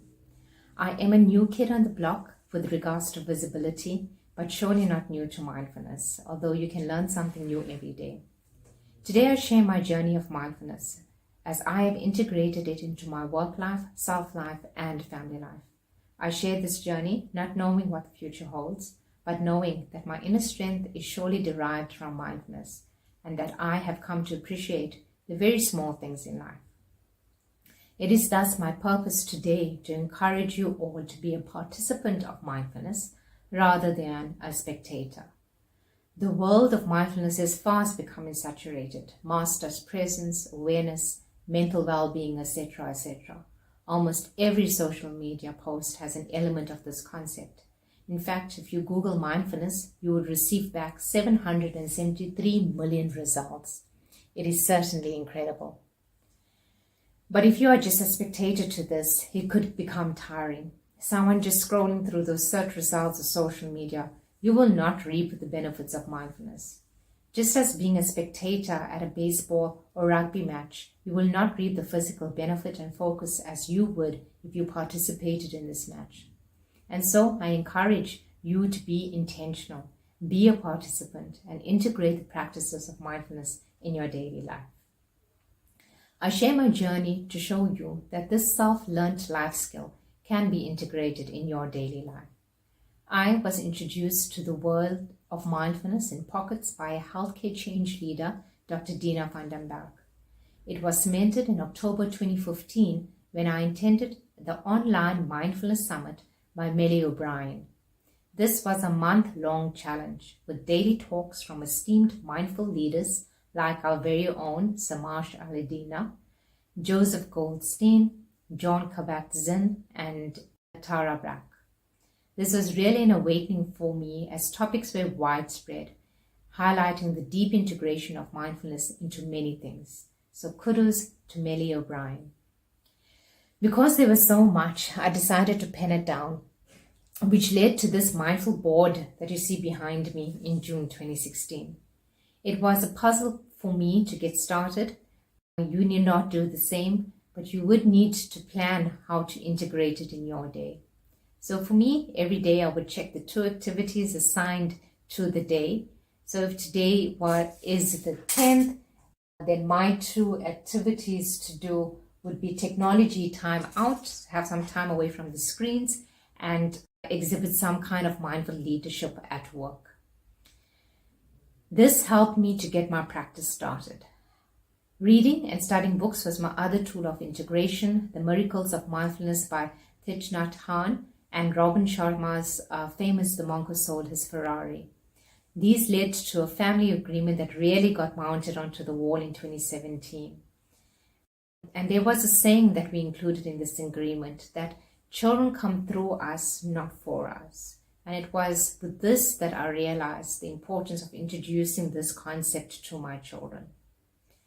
Mindful.org showed research from hundreds of universities strongly suggesting that mindfulness helps us build inner strength so that future stresses have less impact on our well-being. And so why not develop this life skill with our children? So we started mindful sessions that ran and still run 3 to 4 times a week, learning about mindful tools with my children and myself, reaching a level where the vocabulary at home revolves around mindfulness.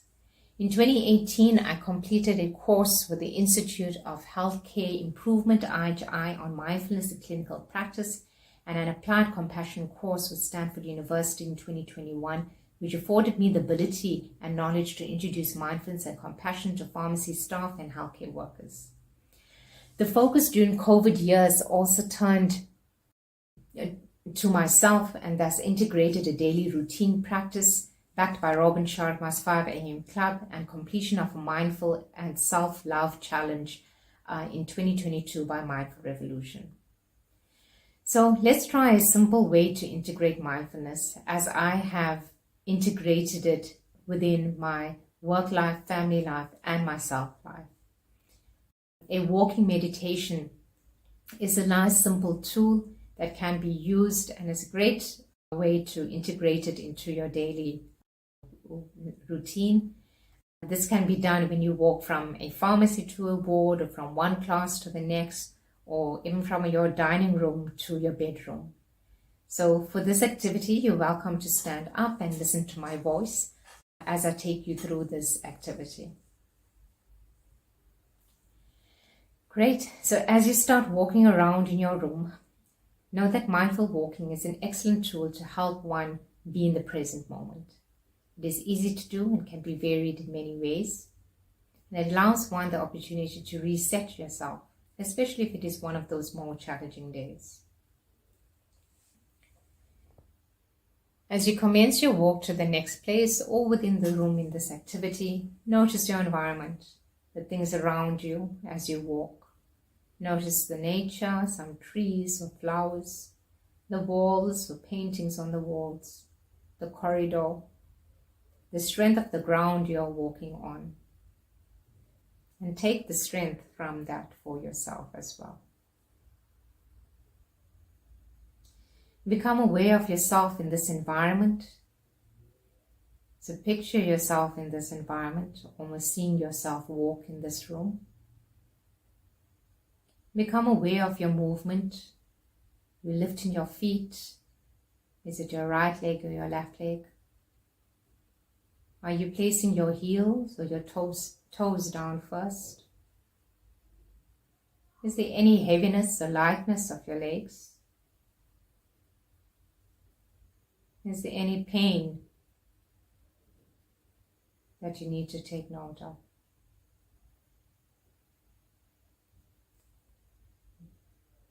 Be grateful and show some appreciation for this movement, this ability to move from one place to the other.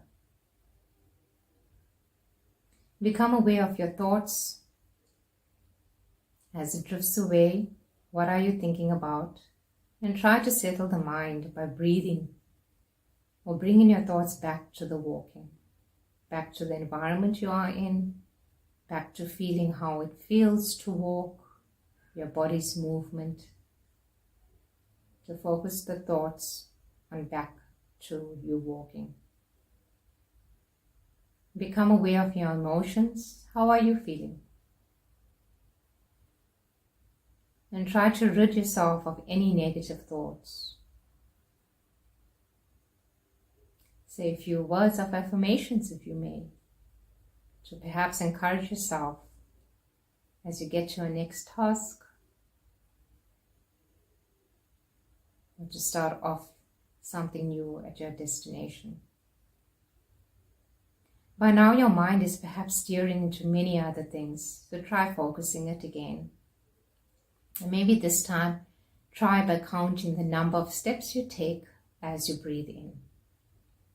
So as you breathe in, count the number of steps, and this usually takes 1 or 2 steps. And as you breathe out, count the number of steps you are taking as you breathe out. And you'll notice it's usually 3 or 4 steps. So let's try that again. Let's breathe in and count the number of steps, 1, 2. And breathe out and count the number of steps, 1, 2, 3, 4. So try to increase the number of steps as you increase the duration of your out breath. So this prolonged breath out helps to calm and de-stress you. So we can try it. Breathe in, 1, 2, and breathe out and increase your number of steps, so your breath out. So 1, 2, 3, 4, 5, 6. Let's try that again. Breathe in, 1, 2 steps, and breathe out, 1, 2, 3, 4, 5, 6 steps. So complete this as many times as you need, or until you have ended your walk or reached your destination.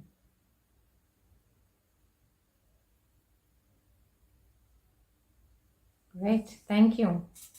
So that's a simple, easy way to be in the present moment. You're welcome to take your seats again. I do hope this session has resulted in some reflective moments for you to become intentional with mindfulness. It is a deep pleasure meeting you virtually. Please follow me on LinkedIn and Twitter, as I will share snapshots of living in the present moment, because every moment counts. With appreciation, Nirasha. Thank you. Hi, my name's Emily. I'm a recovery coach and mindfulness teacher, and in this video I'm going to talk about trauma and mindfulness, and then share a trauma-informed mindfulness exercise for you to try at the end. So if you're struggling with your mental health, it could be the trauma is at the root of the problem, and people who suffer with trauma and a dysregulated nervous system can find the practice of mindfulness quite challenging. When I first started practicing mindfulness, I really struggled with it. So when I was in meditation, I could sit and meditate and connect with the present moment, no problem.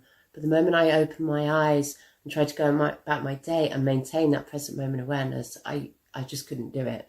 I know you might say, well, it's just a matter of practice, but it was more than that. So I suffer with a brain injury that affects my nervous system, and my brain's kind of hardwired into that fight, flight, freeze response. So when I was going about my day, my nervous system was getting overstimulated, and the present moment was just too overwhelming for me to be in. So my brain would kind of dissociate And it's the same sketch for people suffering with post-traumatic stress. So when we're suffering with trauma, our nervous system can go into a state of hyperarousal where we feel really hypervigilant and anxious, or it can go into a state of hypoarousal where the brain kind of shuts down, we dissociate and can feel depressed. They say trauma is the disorder of not being present. It's a survival strategy, and the brain is basically trying to keep us safe from what it perceives to be a dangerous and unsafe reality. So it's keeping us out of the present moment for safety reasons. So when we practice mindfulness, we're kind of rebelling against this survival strategy, and this can cause problems and cause us to feel more dysregulated. So none of this is to say we shouldn't practice mindfulness if we're living with trauma. It's just something that needs to be approached gently and with a trauma-informed approach, so we can kind of build our capacity to be in the present moment. So this trauma-informed exercise is great to do anytime, but it can be really good when you're feeling particularly dysregulated. So what we're going to do is we're going to bring our awareness to our breath and to the movement of our hands. So I'm going to bring my hands up here to show you the exercise, but you can have your hands lower down, or you can even have them down on your lap. So when we inhale, we're going to extend the hands, and when we exhale, we're going to bring them in. Or if you're working down on your lap, inhale, bring them up, exhale, bring them down. And what we want to do is we want to match the movement of our hands with the movement of our breath. So inhale and exhale, inhale and exhale. And we just want to match the natural rhythm of our breath. So we're not changing the breath in any way. So you might be breathing quite fast, you might be breathing quite slow. Just match the movement of your hands with the movement of your breath.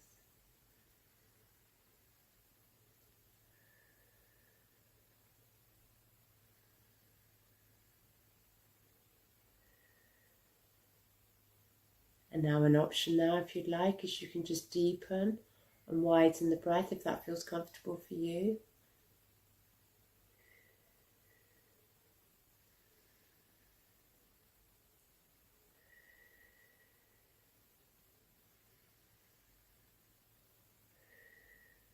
And the final option is just bring all of your awareness either to your hands, to the movement of your hands, or to your breath. Or if you prefer, you can just let the awareness go in between the two. So you can have the awareness on the hands and then the awareness on the breath. And just choose whatever feels most comfortable for you.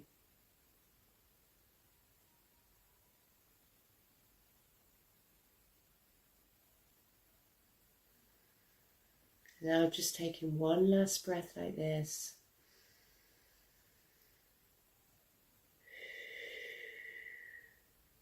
And now just bring your hands down, just letting that go. So like I say, this can be a really helpful exercise to do when you're feeling particularly stressed and dysregulated. So for trauma survivors, sometimes just bringing the awareness just solely to the breath can actually make them feel worse, because we experience our symptoms of trauma often in the body, often in the lungs, in the chest, in the stomach. So by bringing our awareness to the hands, this has given us a different area to focus on, and we can find this more calming and more regulating. I hope you found this exercise helpful, and if you struggle with trauma or addiction problems, I have a channel on TikTok where you can follow me. It's called Mindful Addiction Recovery @Holistic Recovery. Thank you for watching. Hi, I'm Claire, and I guide Mindful Nature Connection sessions and courses. And I'd really like to share with you how I find Mindful Nature Connection really helpful and supportive for mental, physical and emotional well-being. So I first really noticed that this was the case a few years ago when I had low mood, and the doctor suggested that I get outdoors. And so I went for a walk along the river. I was noticing the sunlight dancing on the water and the birds singing, and just that simple thing really had quite a profound effect. I was smiling from that first day, and it's become a regular practice. I know that part of my well-being is supported by being outdoors and connecting with nature, and it really helps me on days where there are difficult feelings showing up. So what is Mindful Nature Connection? Well, it's really just as simple as slowing down or stopping and then noticing. And it doesn't have to take very long. You don't have to go anywhere special. You can even do it from indoors through an open window, although I highly recommend, if you can, get outdoors. you'll get your vitamin D and lots of wonderful chemicals that boost our immune system and really help our mood. So getting outdoors, ideally, stopping or slowing down and just taking a few moments just to get in touch with your senses, just noticing what you can see, what you can hear, what you can smell, what you can touch or feel. So noticing even the air just around you. And if it's appropriate, if it's available to you, what you could taste. In the sort of summer, autumn, tasting those lovely blackberries, for instance, is a wonderful way to connect with nature. But you can do this indoors with fruits and vegetables if you feel more confident doing that. So often one of the first things I do is just to stop and notice my connection with the earth. And this is really, for me, quite a powerful practice. So I'd like to share that with you now. So just take a moment just to feel your connection with the earth, with this great planet underneath us, supporting us and holding our weight.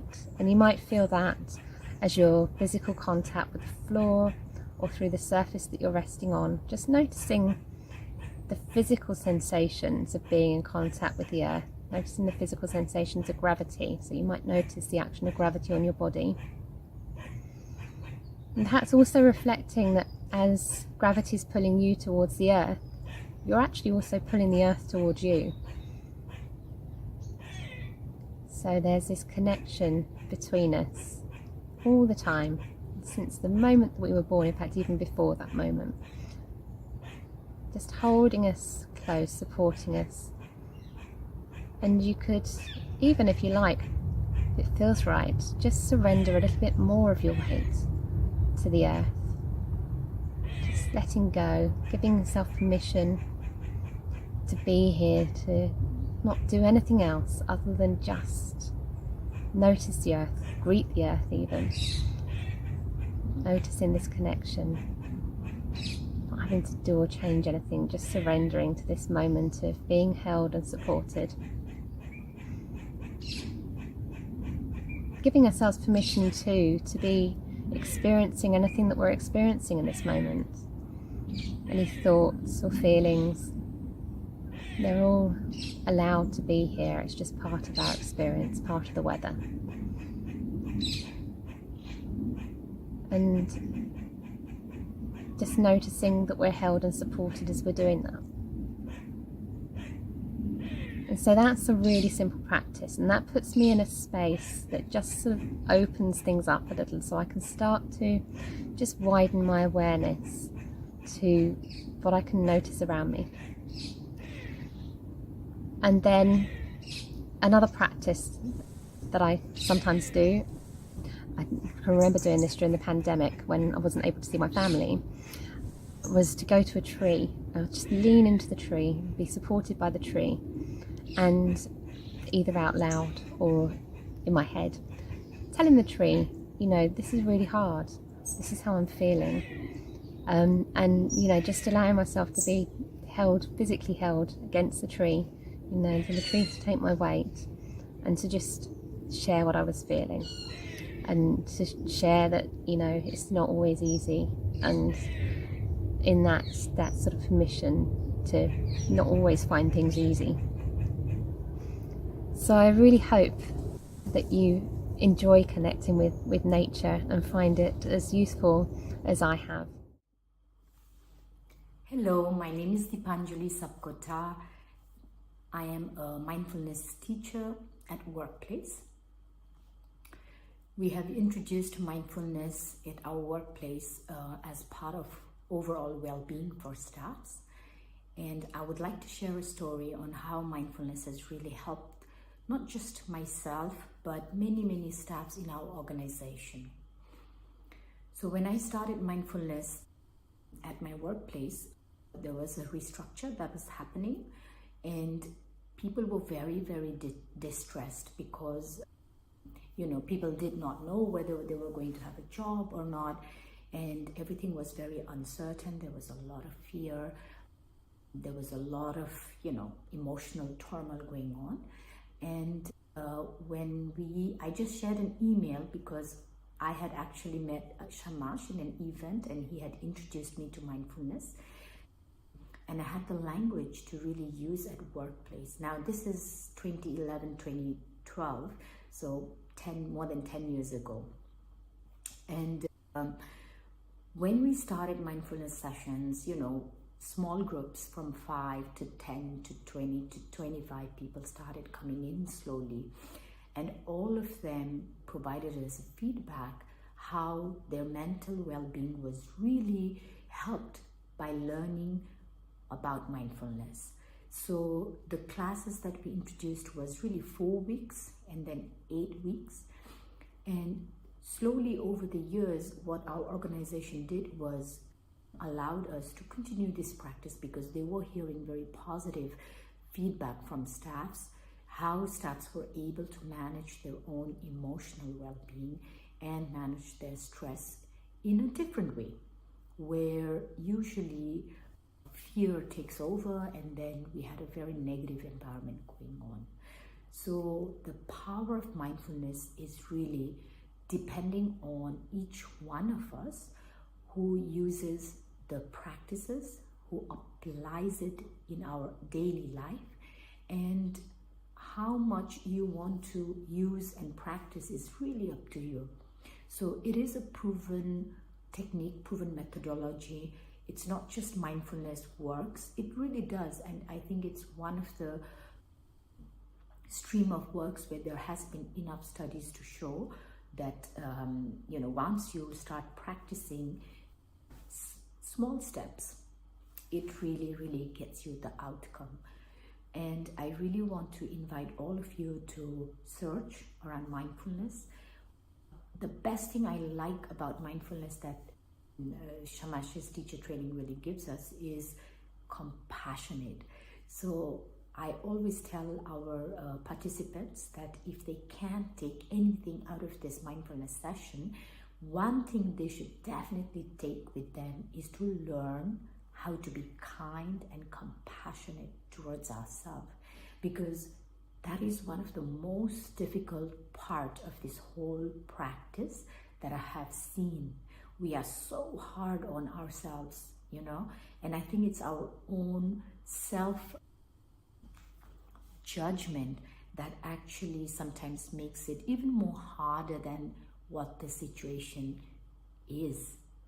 So in our classes, really colleagues were practicing this, and even if they could not do the exercises or the homeworks, very, very small practical homeworks, what they really got out of this class was how to be compassionate and kind towards themselves and not beat themselves because they could not do an exercise or they couldn't find time. So this is a very powerful work, and I invite all of you to really apply and use. And again, Bibo is another technique that I use. Breathe in, breathe out. It's so simple. We all talk about it. You must be even going like, oh no, not another one doing Bibo. But honestly, like if you listen to the voice, my tone, it really helps. I can go from being really upset here and then I become aware using mindfulness techniques and teachings. And then I just calm down, I breathe in. My posture starts to get automatically adjusted. I'm straight, I'm not slouching. And then it just makes me focus naturally without even doing much. And when I'm calm, my voice regulates automatically. Otherwise, my voice, when I listen to myself, it's really like, I'm too excited, I'm too energetic. But then when I'm posed and calm, then everything around me starts to settle in itself. So this is the power of mindfulness that we can all use for our own emotional, psychological, social well-being. So thank you so much for listening, and I invite you to explore mindfulness for your mental well-being. Hello, my name is Dana Abuzaki. I'm a mindfulness coach specialized in stress and anxiety. I'm also a meditation and yoga teacher, and I'm very happy to be speaking about mindfulness as a beautiful practice that transformed my life and allows me now to help others make change based on awareness in their lives. Mental health is very important, and practices like mindfulness are essential for mental health. So if you're someone who overthinks and they're stuck in their head, they just have these negative thought patterns, these negative loops in their mind,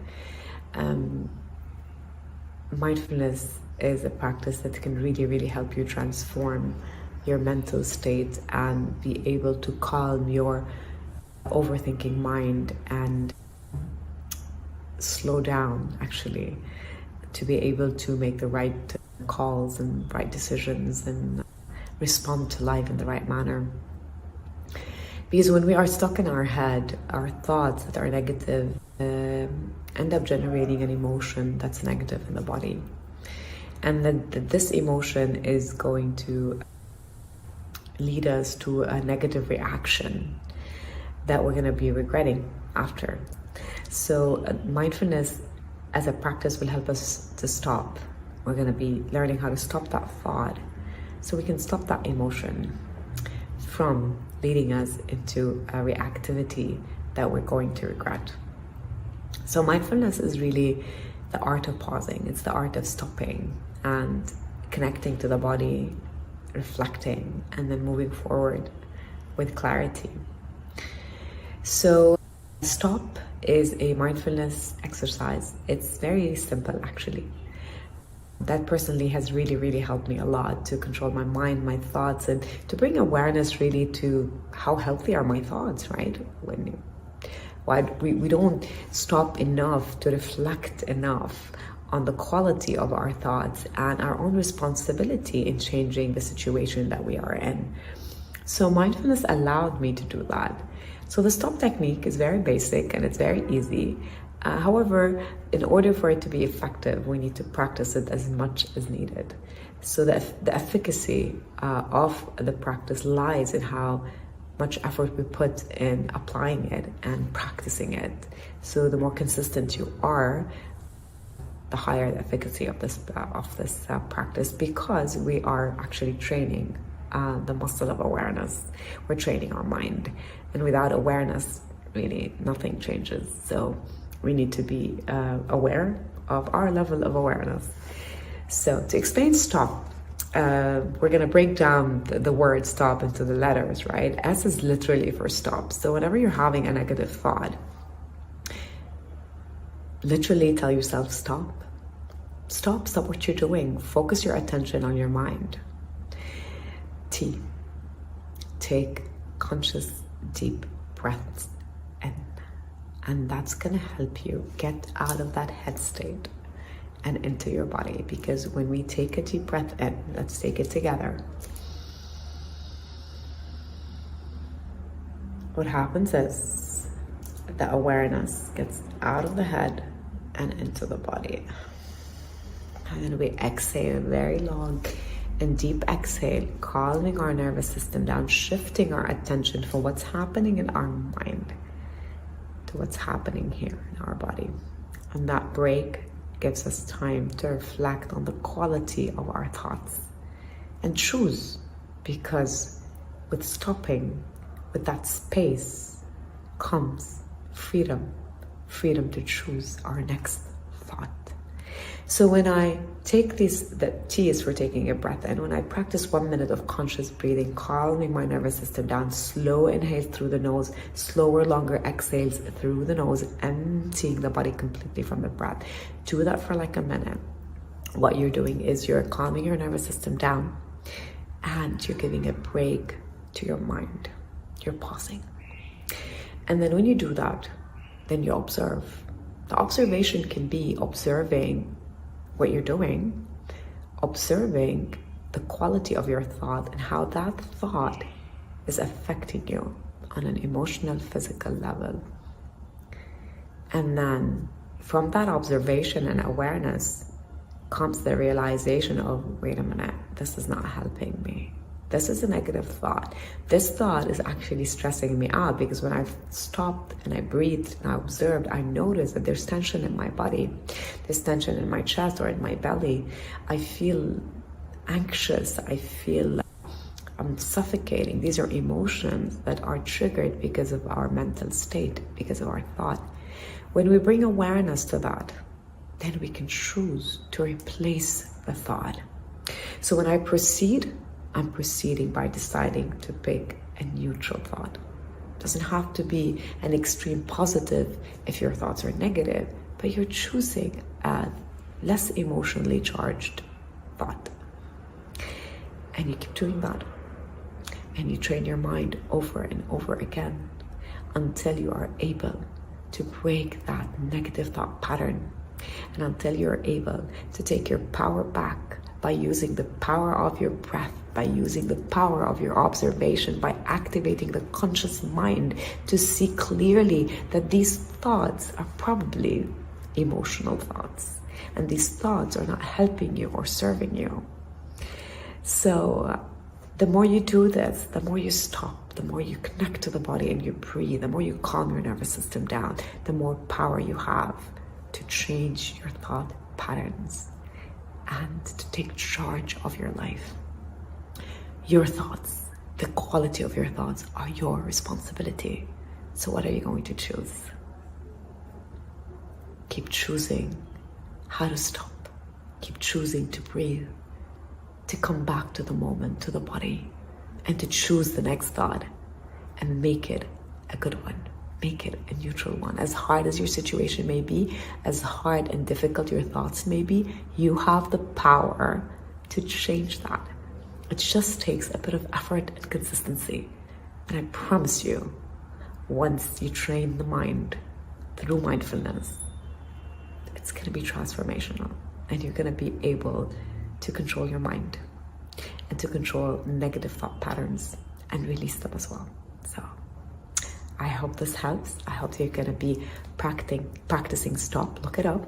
It's on the internet, so you can just Google stop technique, mindfulness stop technique, and you're going to get the instructions as well. Don't forget to breathe, and actually let's breathe 1 minute of conscious breathing together so you can connect to the practice. So just straighten your spine, relax the shoulders, and just close your eyes if you feel like doing that. And I want you to take a very, very, very slow, deep breath in through your nose.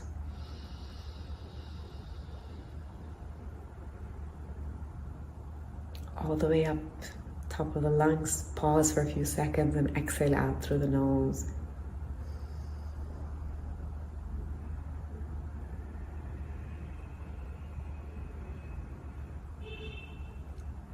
Completely emptying the lungs. Let's do this again. Let's breathe in through the nose, a deep, deep inhale. Fill up your belly, your chest with air. Allow the breath to go all the way up to your throat. Hold it for a few seconds. And then exhale out through the nose or the mouth if that's your preference.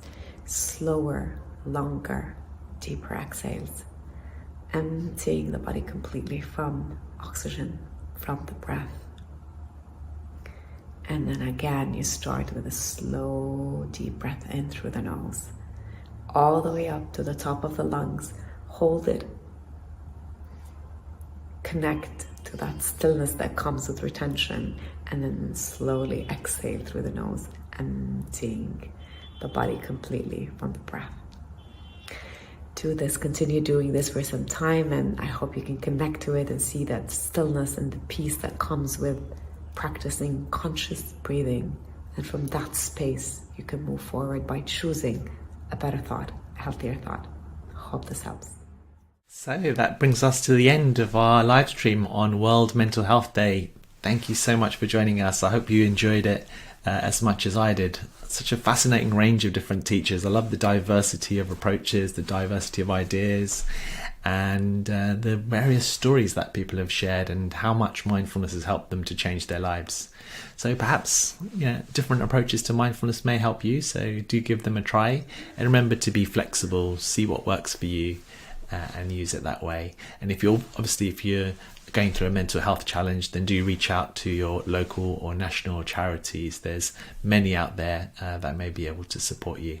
Wishing you all the best on World Mental Health Day. Thanks for joining us.